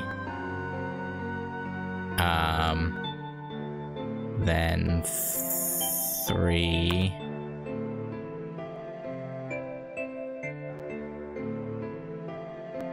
Wait. See, so O would be... Wait, what? No. Wait, what? Hang on.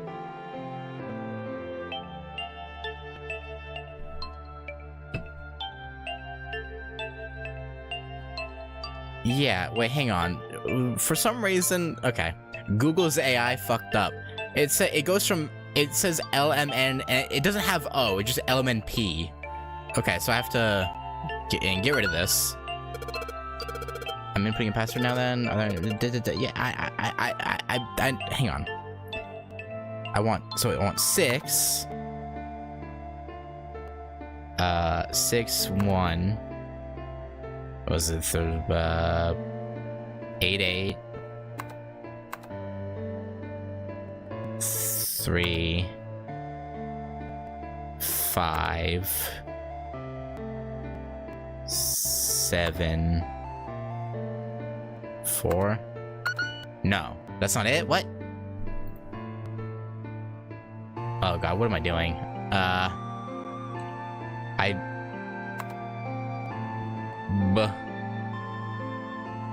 I was not paying attention to whatever it was supposed to be.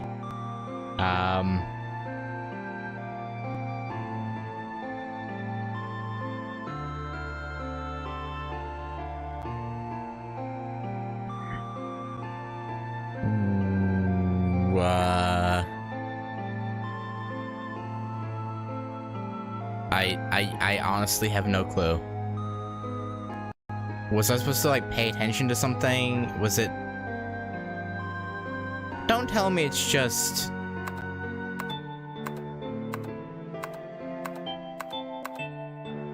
No.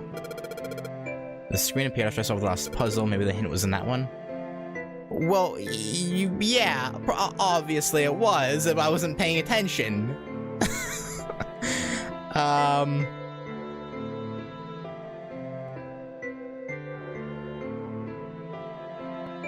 What?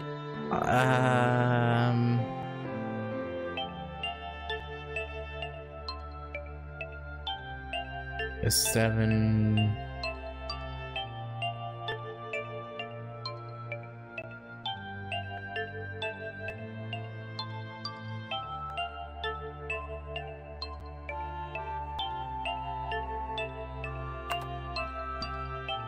Hang on.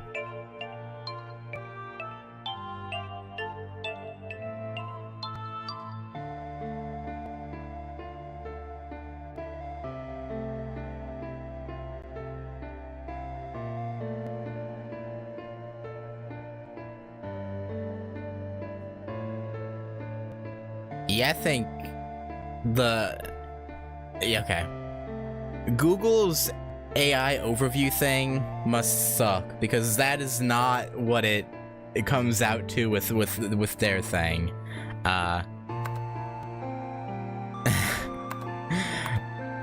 Okay, hang on. 8, 4. No? What?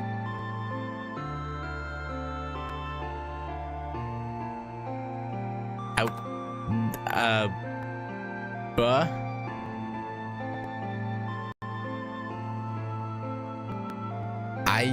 I honestly have no clue.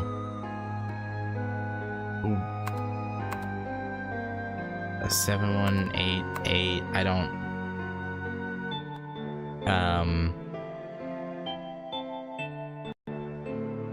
5.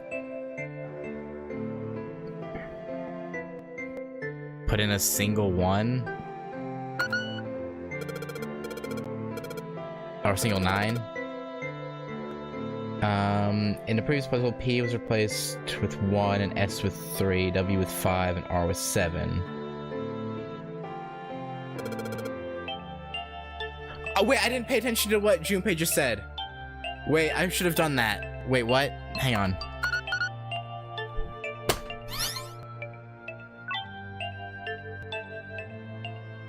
Yes, that's it.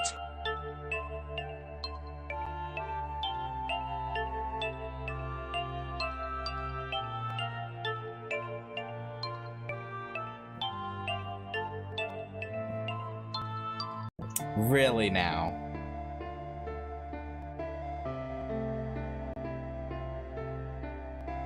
Really? Yeah, I guess it probably did, but I was looking at chat when it was going through the success like screen or whatever. Oh wait, because oh my god. I just fucking realized he said that the blank square correlated to the blue ones, right? So when you put password in order and there's the 9. Oh my god. Yeah, but that was the implication though, right? With because during one of the hint things it said the blank square must correlate with the blank ones that turn blue when you press hint, and so when those are 9, obviously it's yeah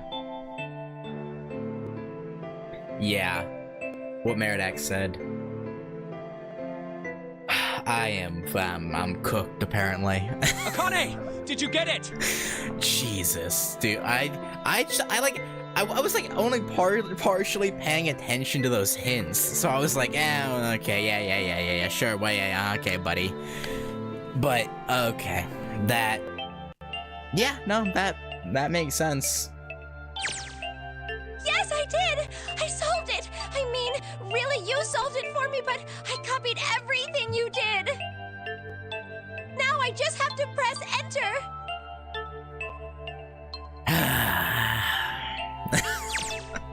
Then what the hell are you waiting for? Push it! Okay, I will! I hit the enter key.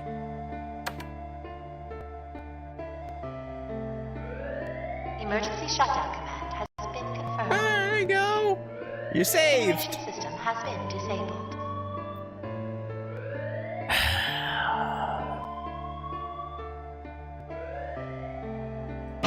I will say, they really psych you out though, letting you type up to 8 letters or 8 digits. Like Jumpy! Like yeah, keep trying, keep going. It worked! It worked! The incinerator shut down! It worked! Like, that's why I typed 8 9s at one point. I was like, it could just be this, right? But no, okay.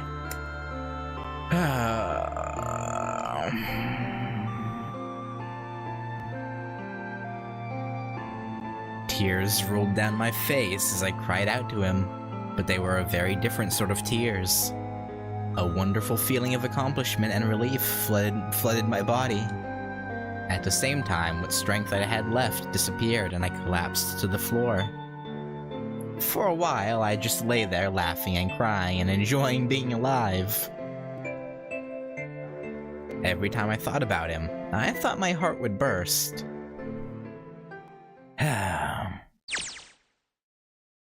Whew. You should probably press it on your end, too. I can't quite believe I did that. But I am so glad. So glad. I feel like my heart's on fire. You should press yours. No, I don't have time to be thinking about that kind of shit. I need to tell Akane. Akane! Sorry, but things are kind of busy over here. I'm gonna have to hang up now, okay? Yeah, go for it. Oh, of course, that's fine.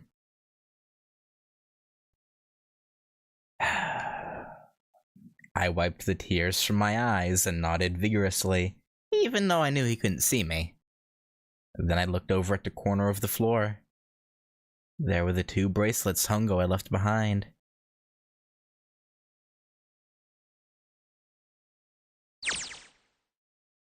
Now. Well, Seven and Lotus don't look particularly happy with me. Not a very nice look to give someone who just saved your lives, guys. Press enter before you talk about having saved their lives! Junpei, are you... crazy? Okay. No, yeah, we're fine. It's all good. Just talking to someone from the past. You know, no big deal. Shut it! Right, okay. So maybe they have a reason to be pissed off. Yeah. So what if I haven't pressed the enter key yet? Alright, nothing holding me back now. Here goes.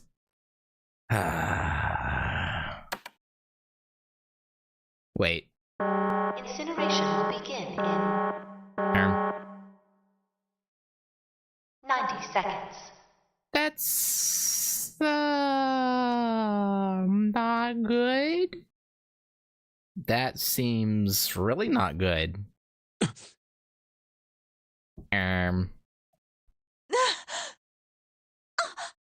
It doesn't sound like it's stopping. Yeah, no.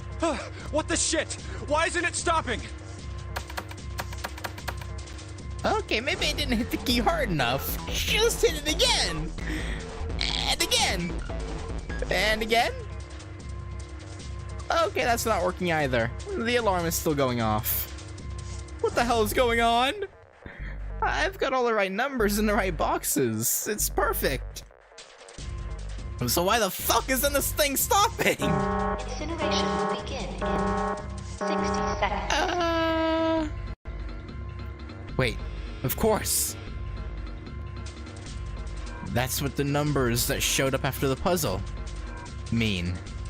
2 plus 4 plus 5 plus 7 plus 8. Snake, Clover, me, 7, and Lotus. Then, door 9. No, that's it. That number on the door isn't a 9. It's not even a number. It is hidden, but an exit can be found. Seek a way out. Seek a door that... Holy shit. Of course. Then we just have to put the right numbers into the red and... Incineration will begin in 30 seconds. Fucking do it! Run, guys! Get to the door! Run! Oh shit, oh shit, oh shit, oh shit! Don't have much time! Man, I sure hope they can just trust me on this one or we are all fucked! Alright, no time to explain. Just go. Quick! Verify your numbers on the red! Verify? Yeah, do it! Who? Everybody! What combination? All of us! We all need to verify! Why? You really think this is a good time to ask questions? Just do Yeah, it! we got like 22 seconds! Hurry, hurry, hurry, hurry! Incineration will begin in 10 seconds. 9, 8, 7, 6, 5, Cutting it close! 4, 3, 2. 1? Central gate has been opened.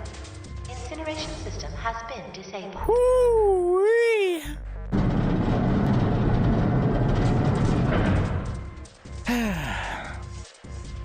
Oh, thank fucking Christ.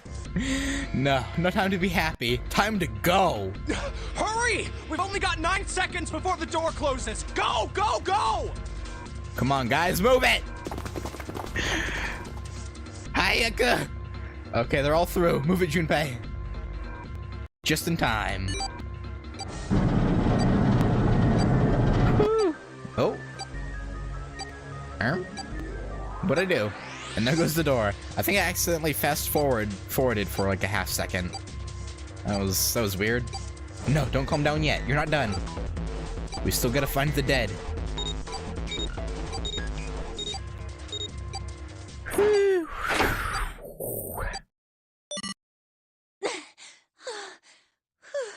It's a close one. Yeah. Hopefully, little Akane also, grabbed the 2 bracelets and, verified with them. I hope she didn't forget that part. That would be really bad.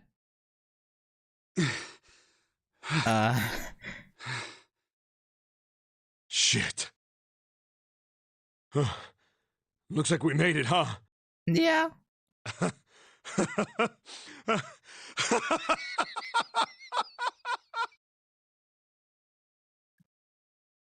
Man, that guy sure can laugh when he wants to.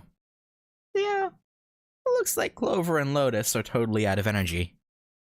Snake is shaking his head wearily. I just want to take a nap, but... Akane? Akane! Can you hear me? Akane! I want to tell her we made it. I want to tell her how good I feel. But... nothing. And Seven and Lotus are still just like...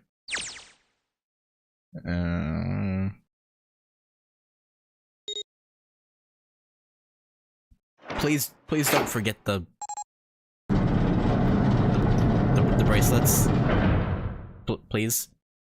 The door opened. Standing in front of it was my brother. Akane! You're... Oi! I cried his name, even though my voice was almost gone from screaming, and leapt into his arms. Oh, oi! Akane! I buried my face in his chest and cried again. I cried and cried and cried. The steady thump of his heart in my ear made me feel like I was home. Its beat was almost like a lullaby. I wrapped my arms around him as far as they would go and held him as tight as I could. Just to be there felt like a miracle. I hadn't felt the warmth of another human body in what seemed like an eternity. I just wanted to stay there in his arms forever. But I couldn't. The moment I'd passed through the door, my bracelets had begun the countdown to death. Alright, bracelets! So she did grab them. I leapt away from him and looked around. The door had already closed. I spotted the dead only a short distance away. It took me only a moment to get to and scan all the bracelets. I left the ones Hongo had dropped on the scanner panel. That was it.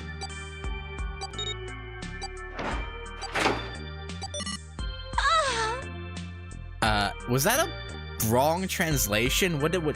Shouldn't it have said I took the ones, not left?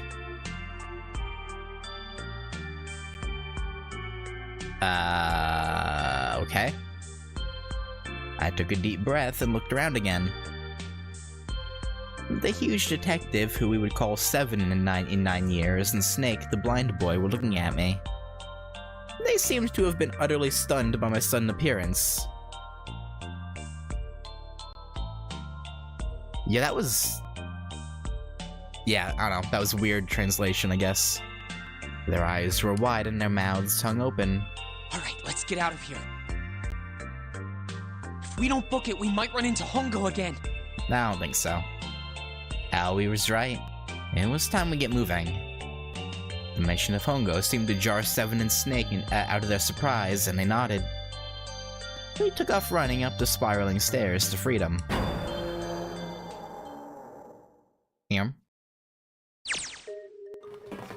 Time for more running. But if they can get us out of here, no wonder we're running so hard, yeah. My heart's beating so hard I can barely hear her. God, I can't wait to breathe real air again. I don't know why I said hear her, I can barely hear. Huh? Is Seven talking? Hey, Junpei, can I ask you something? You sure? What's up? That door, the one with the 9 on it. Why'd it open? Well, it wasn't a 9.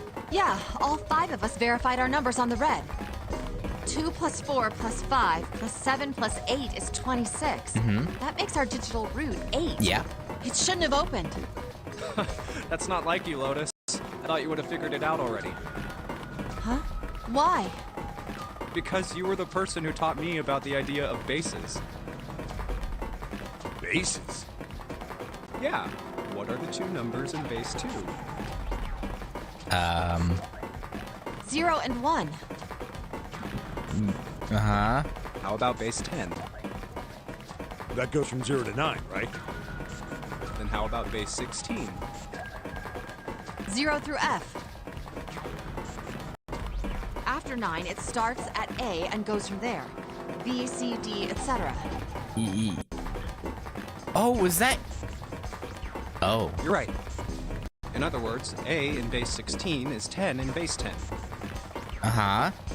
B is 11, C is 12, D is 13, and so on. Yeah. So, what about it? You don't get it? What if we keep going with that pattern? What if you go way past base 16 all the way to base 27? Base 27? Yeah. Well, the numerical digits are the same. So, I guess you'd add alphabetical digits. E is 14, F is 15, G is 16.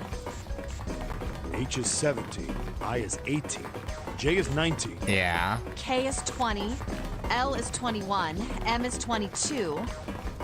N is 23, O is 24, P is 25. And it's Q. Yeah. It's and 26. What comes after that? Okay. Fair enough. Oh, Q. 26! And what does that mean? Wasn't a 9 on the door. It was a Q! A fucking lowercase q! Yep, that's pretty much it. Rather cheeky. I guess to put it another way, you could say that it was a 9 in base 10, but a Q in base 27. Time for more running. God, my thighs are killing me. I swear any moment now I'm gonna tear a muscle. I feel like every single cell of my body is dying for air. Damn, every breath I take is a chore now. I feel like my lungs are gonna burst. Maybe just a short rest. No, can't stop. Don't have time. Come on, legs. There can't be many more of these steps left. Let's run. Run like a bullet down a rifled barrel. In the original JP version, the whole Seek the 9/Q door thing was said in Zero's initial recorded address, and in Japanese is Q.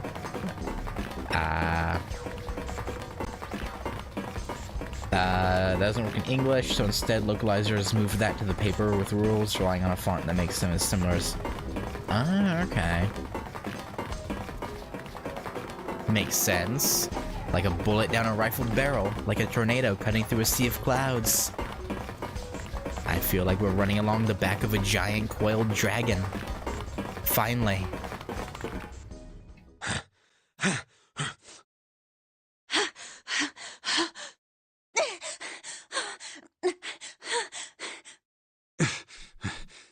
Uh-huh. Whew. Jesus, I can barely breathe. No, Junpei, no time to rest. Pull yourself together. You're almost there. All right, I'm gonna open it. Yeah. Yes, we're finally here! Please do. Sure, you look like a big heavy door, but you're the only thing standing between me and my freedom. But even more important than that, you're the only thing standing between me and Akane. You're gonna open, and you're gonna open now. Yeah, very threatening, Junpei. Oh. I felt a hand on my shoulder. It was Aoi's. He gave it a small, reassuring squeeze. I was so happy I felt like I could melt. My heart was at peace. And not only because my brother and I were back together again. Thanks to the huge detective, all 9 of us who had been kidnapped were finally able to escape from the Gigantic. Oh, good. I'm glad the other 5 decided to wait on the dinghy and not row off without you. Very nice of them. You know, very, very nice. Also, how did Hongo leave? I assume he probably also had probably a speedboat or something ready. I guess. On the distant horizon, we could see the faint outline of the ship as it sank. It gave a thunderous roar as it finally slipped beneath the waves. Its last cry echoed out across the ocean, and then it was gone. It's over. Aoi whispered. Yeah. It was over. It was finally over. Or was it? Was it really? No, that was wrong. That wasn't it at all. I was sure of it. This wasn't the end. It was only the beginning. This was only a prologue to what would happen in 9 years. And yeah, and so Akane and, you know, Santa, Aoi, then have to set things up to where Junpei would be in a position to transmit that data back to Akane for her to be saved. And yada yada yada. Yes, finally, air. Yeah. Damn, that sun's bright. I can barely see anything. Huh, I gotta admit, this doesn't look quite like... Wait. Oh my god! They were in Building Q the entire time, I just realized. No way. You have gotta be shitting me. What? It can't be. This is...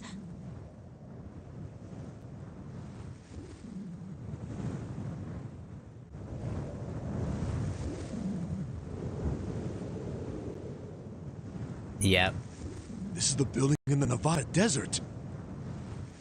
So they were... But wait... Okay, so I guess the water... Why, you know, they had to simulate it, right? So I guess the water rushing in at the beginning was like a giant water tank that pumped water into the ship.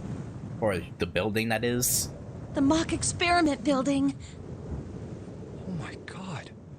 This whole time we were in Building Q. Yep. Sure enough, that's a desert out there with mountains all around it. Hello there, son.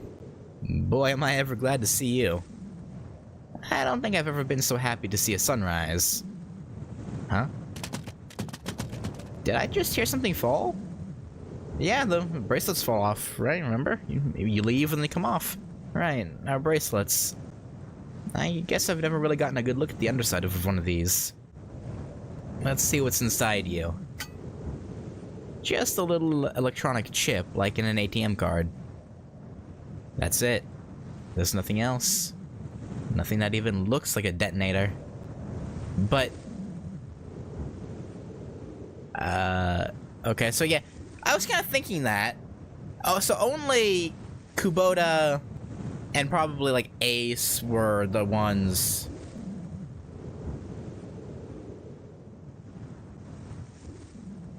who were in danger of exploding, right? Or maybe even, possibly even just Kubota. There was never a detonator to begin with. Yeah, Nijisaki. Figures. Akane. Jumpy. Nope. Heh. Guess I must be pretty crazy about the girl if I think I'm hearing her voice in the wind. Are you sure that you're just hearing it? No, it's not actually there? Because remember, she's alive, and someone set this up.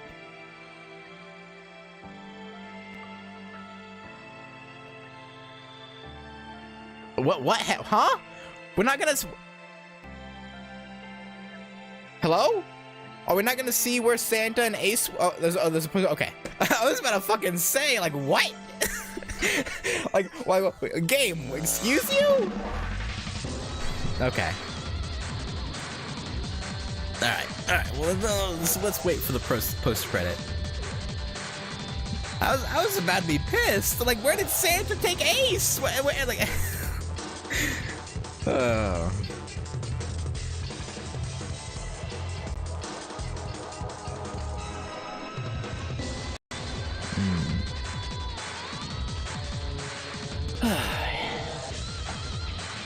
That was good. I think for the second game, I'm gonna try and do it all in 1 month instead of over like 5 months because doing it over 5 months made it hard to remember everything that was happening.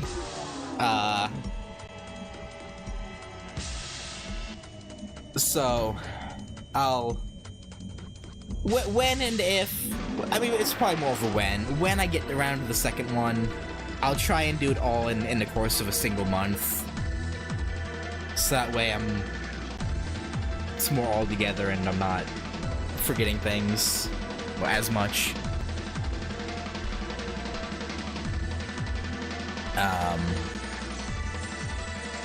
But yeah.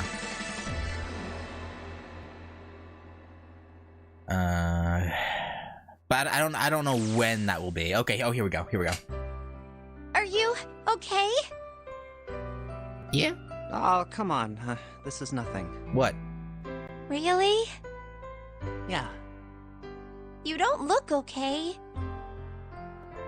It was just before the end of elementary school. Jumpy and I were sitting next to each other on a small hill, looking down at the town as the sun slowly set. How does it look then? He was half serious and half joking. I thought about it for a minute first. Well, let's see. It looks like you kissed a toad and got warts, but then they just kept growing and growing and growing. What does that even mean? I'm guessing maybe did Aoi beat Junpei up? Like I'm so what? Like what happened? Junpei grinned and ow. See? I told you you're not okay. You're too reckless. You can't beat 5 8th graders jumping. Oh, okay. That's crazy. Yeah, no, that's a bit dumb, yeah. Yeah, but I couldn't just stand there. I mean, don't you think so? I had to do something. I suppose.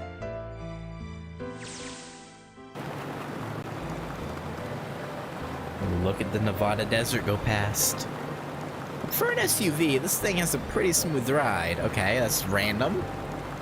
Sure was nice of someone to leave it for us outside the building. Keys in the ignition and gas in the tank.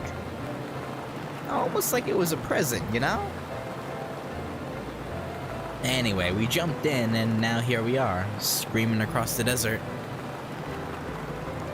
Lotus is over there in the passenger seat. Snake and Seven and I are all squeezed into the back seat here. I still can't believe we let her drive. Yeah, why is Clover driving? Woohoo! This is so fun! This is so awesome! Driving is so great when there's nothing around, and there's no speed limit. Please tell me she doesn't have a license. Hey, Clover, watch those bumps, all right? This car jumps even a little, and I think I'm gonna get crushed to death. Yeah. Hey, shut it. I can't help if I'm big, all right? Suck it up. Well... Yeah... You know, she could maybe try and pull some sort of stupid maneuver, like do like a... Like whip the I don't know, the back of the SUV around and end up rolling it. You never know. Anything could happen with someone who's overzealous and not really knowing what they're doing. It's, yeah. Why don't you drive, Seven? I'm a cop. I ain't gonna break the law. But you'll sit and watch other people break the law. He doesn't have an international license. And you do? What? Yeah, but you could have sat in the passenger seat. Oh, hell no. There's no way I'm giving this seat up.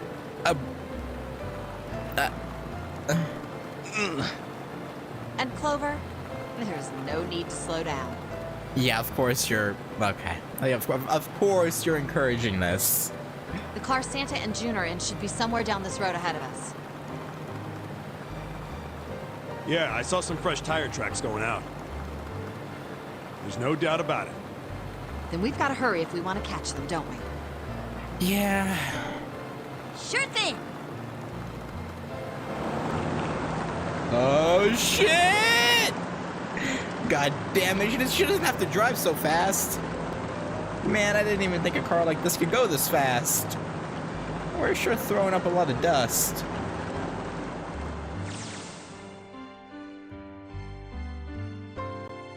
It was a couple hours after we'd run into the junior high students. They'd been hiding in the bushes on the back of one of the hills, drenching a kitten in gas. Oh, what the fuck? The moment we saw what they were doing, Jumpy ran up to them, furious. Hey! What the hell are you doing? Okay, you know what, Junpei? I don't blame you. Then he jumped on them. He quickly scooped up the kitten and tossed it to me. I caught it and ran for the police station as fast as I could. Help me! Officer, please! You have to come with me! The policeman and I headed back to the hill.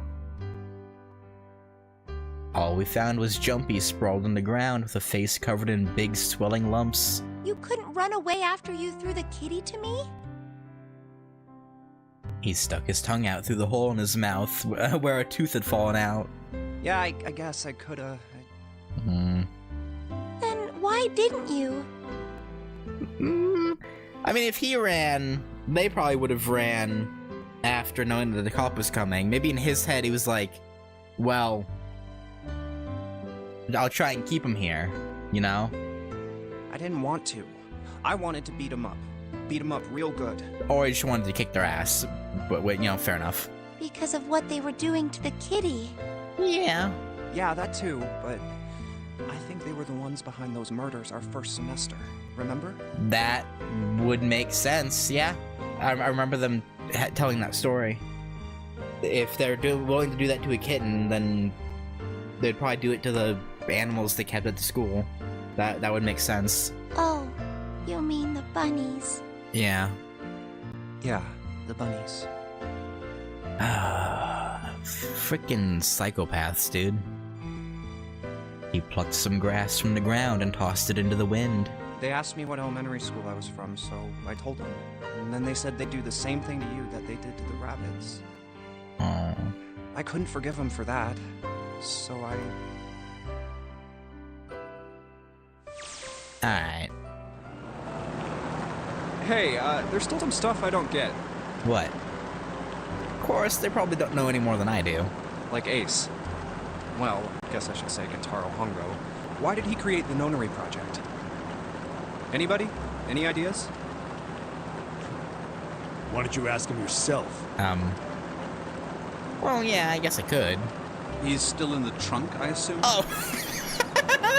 Oh, that's where he went! Okay!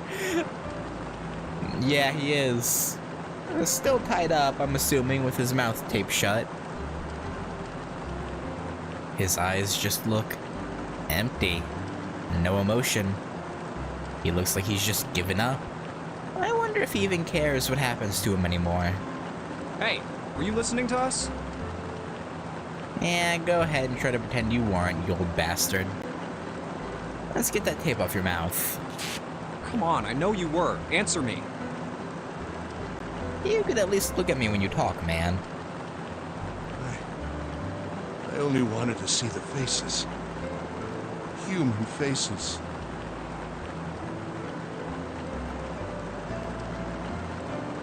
So you thought maybe if the morphogenetic field thing was right, you found someone who could like synchronize with you, you'd be able to see faces through them?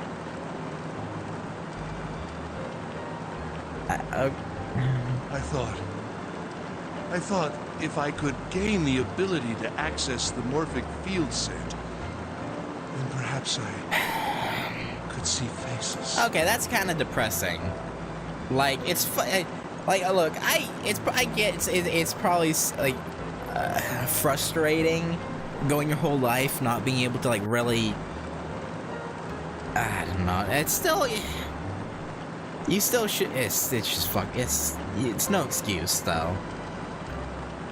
By peering into people's minds, you could understand how they were processing the expressions of others. No, he's still fucked up. He deserves to go to jail forever.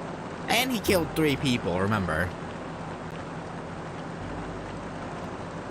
That's it? Yes, if you want to put it simply. But if you are looking for a more philosophical answer, I could supply that as well. You see, the human collective consciousness... We don't care. I think that's enough out of you, pal. Time for the tape to go back on. All right, so what's your second question? You said there were some things you didn't get, didn't you? Well, somebody's a little nosy. Well, my next question doesn't really have anything to do with you two. Oh, damn, okay. This is for you, Seven. It's about the whole Alice thing. What's the deal with that? Well, see, 9 years ago, after I escaped from the Gigantic, I kept going after Hongo on my own, hoping I'd catch him when he finally slipped up. And during the course of my investigations, Right. I learned a lot more about the Gigantic. I also found out about Bourdain and Alice. You're not really answering my question. He's building up to it. Was there actually a girl who wouldn't melt at room temperature? Uh-oh. Apparently he has the answer. Sounds like Hongo has something to say. Alright, fine, I'll let you talk, but you gotta behave. What? Alice doesn't exist. Okay. 9 years ago, I found Alice's coffin behind the library on the bottom deck. Uh-huh. There was nothing in it but the root of a peculiar plant. My research determined that it was a member of the genus Madrigora, of the family Solanaceae. You're being very forthcoming. I was able to extract a particular alkaloid from it. Right. I used that extract to create Soparu. Its creation was a tremendous boon to my firm, and we grew rapidly.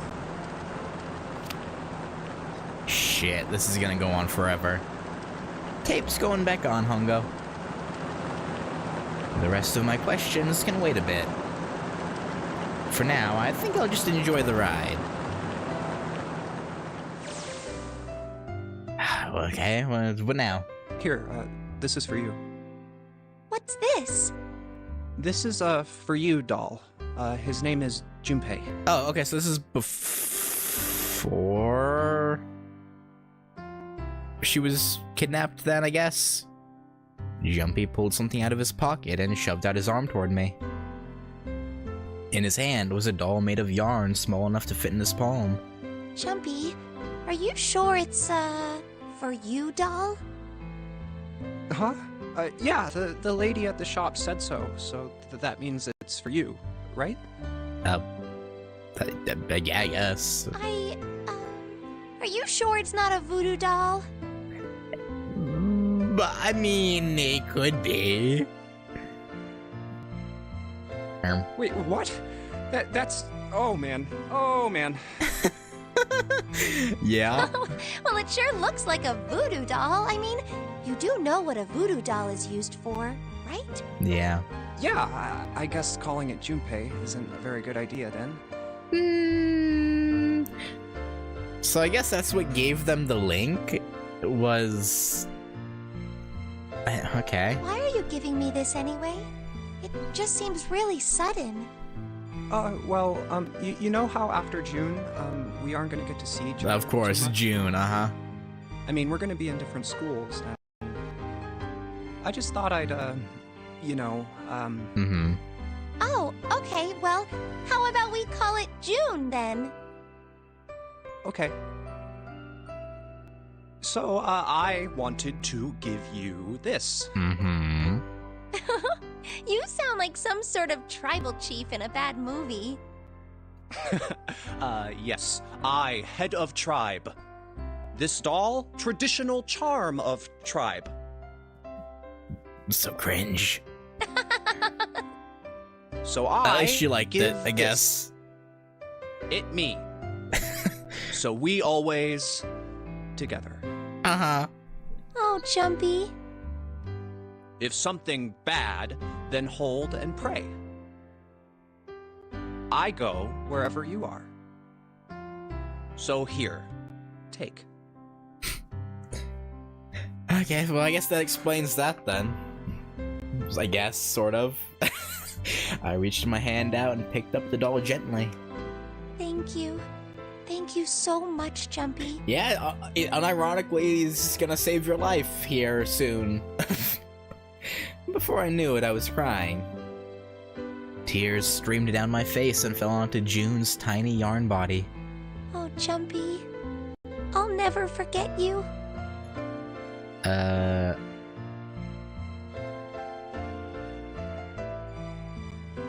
wouldn't be surprised. A lot of things like that.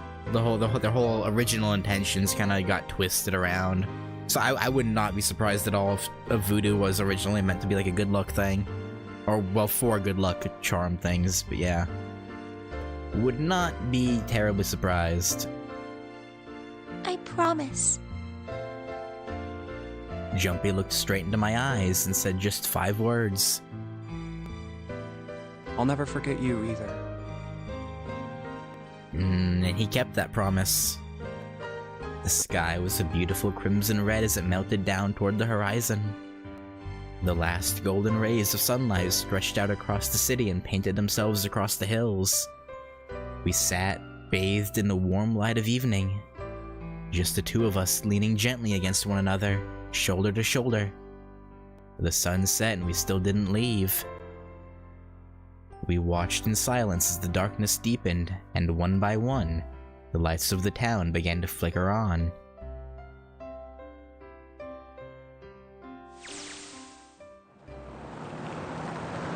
There's still one thing I don't get.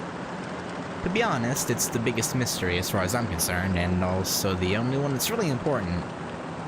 It has to do with June and Akane. 9 years ago, she died in the incinerator on the Gigantic. But she's still alive now as June. But how? Was it because they tapped into the morphic field set and saved her 9 years ago? Alright, let's say that makes some kind of insane sense. If I did that, then... how do I make sense of what Seven remembers? Snake makes sense. He's blind. Well, no, not really. He couldn't have seen her body anyway. But Seven... he said he was sure he saw it. Does that mean there's some kind of historical discrepancy? Or... wait... maybe that's not it at all. There's one other logical explanation. Was what you told me the truth, Seven? You look... satisfied. Was he in on it the entire time? Did he not have amnesia? No. No way. He couldn't. Hey, look! Over there! There's somebody next to the road. Huh? What? Ooh. Hmm? Here? Ah! Ah! Ah! Huh? Alice? The burning gaze of the Nevada sun pounded down on her head. The desert around her rippled with heat. Standing there on that shimmering plain was a woman, her arm out and her thumb up. It would not be long before Junpei realized who she was.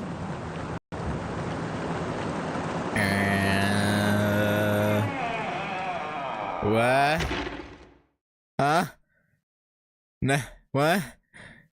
What do you mean?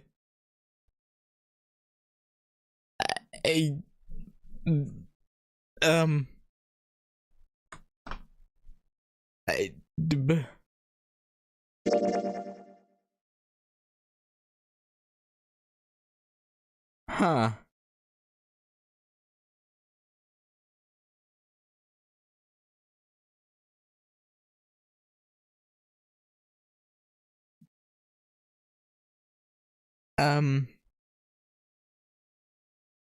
Okay. All right. We'll pretend that makes any sort of sense. Um.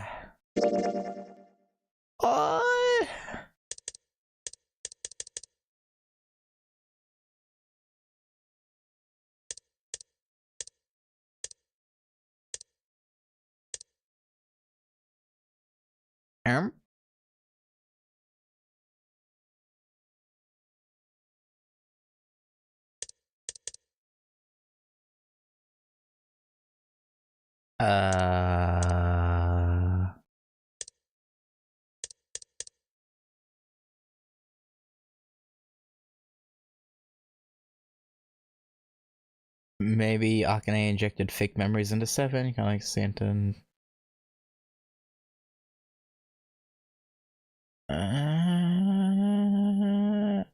I don't know. Huh. Okay, so how do I get this ending then?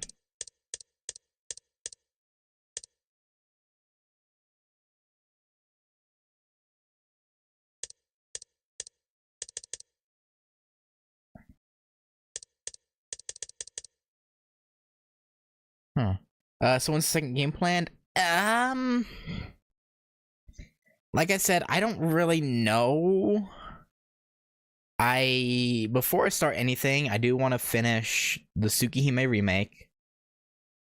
And I want to go back and finish the DLCs of Samurai Remnant. I've been saying I'll do that for like 9 months and I haven't done it. I need to do that at some point. And I have to finish Fate Extra CCC. I'll probably start it after I get all those done. But right now I just kind of want to focus on finishing things that I haven't finished.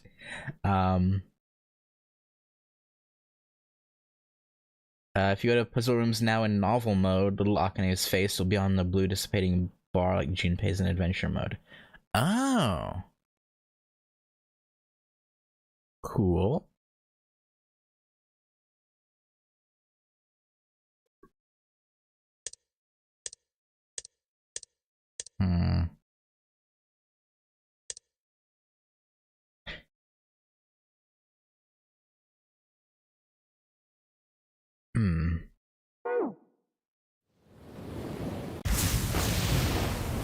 Alright, no, I don't.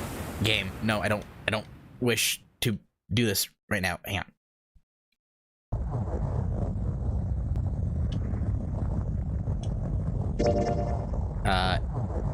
No, I'm not gonna save here. Wait, okay. I know this says finale, but I might go see that other ending, because we have one ending left, and I'm, you know, at this point, you know, we may as well, right? May as well finish it, get the very last ending. Like, I can't imagine it would take that long. We just jump to that split point, right? But I don't know if there's something I have to do specifically to be able to get it.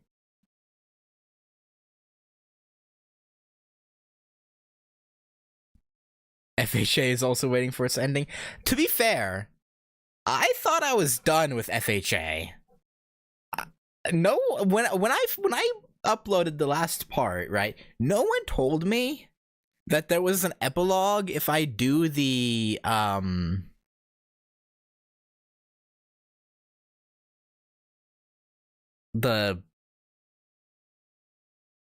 things. I thought it was just those other things, yeah, the H scenes. I thought it was just those, and that would be the end. No one told me there was an epilogue after that until you said something. That, or I just got really unlucky, and it was one of those times YouTube didn't give me a notification about a comment back then. But I swear no one told me there was an epilogue. So yeah, I don't know. Yeah, but usually like Inutai or someone would have said so. I don't know. It was I don't know. So I guess maybe at some point I'll do that too. I don't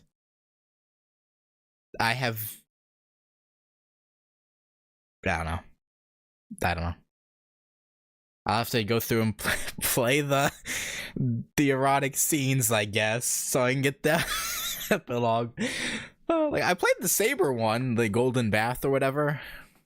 I just never did the others because I was like, well, I can't upload it, but yeah.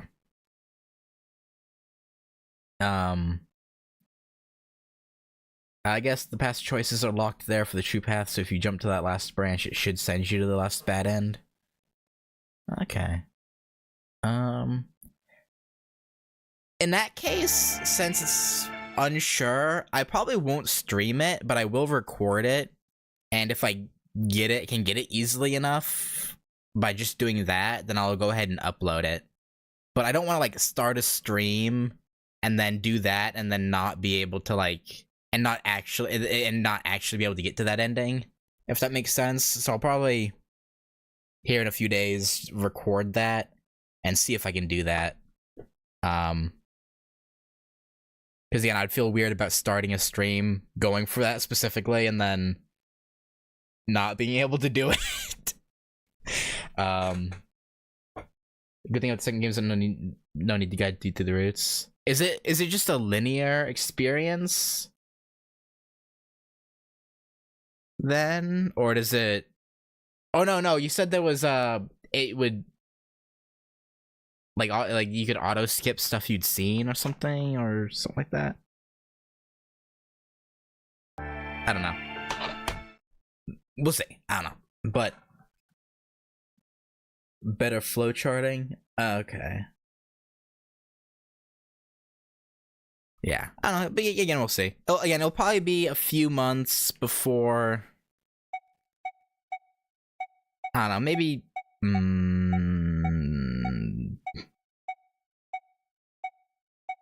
Maybe May or something. I don't know. We'll see. It entirely depends on how quickly I get through the other stuff I have going on and whatnot. But it'll be Halloween. No. I do want it to be quicker than that. Because I want to play an actual like horror game for Halloween this year. Probably Soma, since I've heard nothing but like good things about that. But anyway, sorry, I've just been kind of talking about random stuff for the last few minutes. So anyway, that's gonna do it. Thank you guys for hanging out. Again, yeah.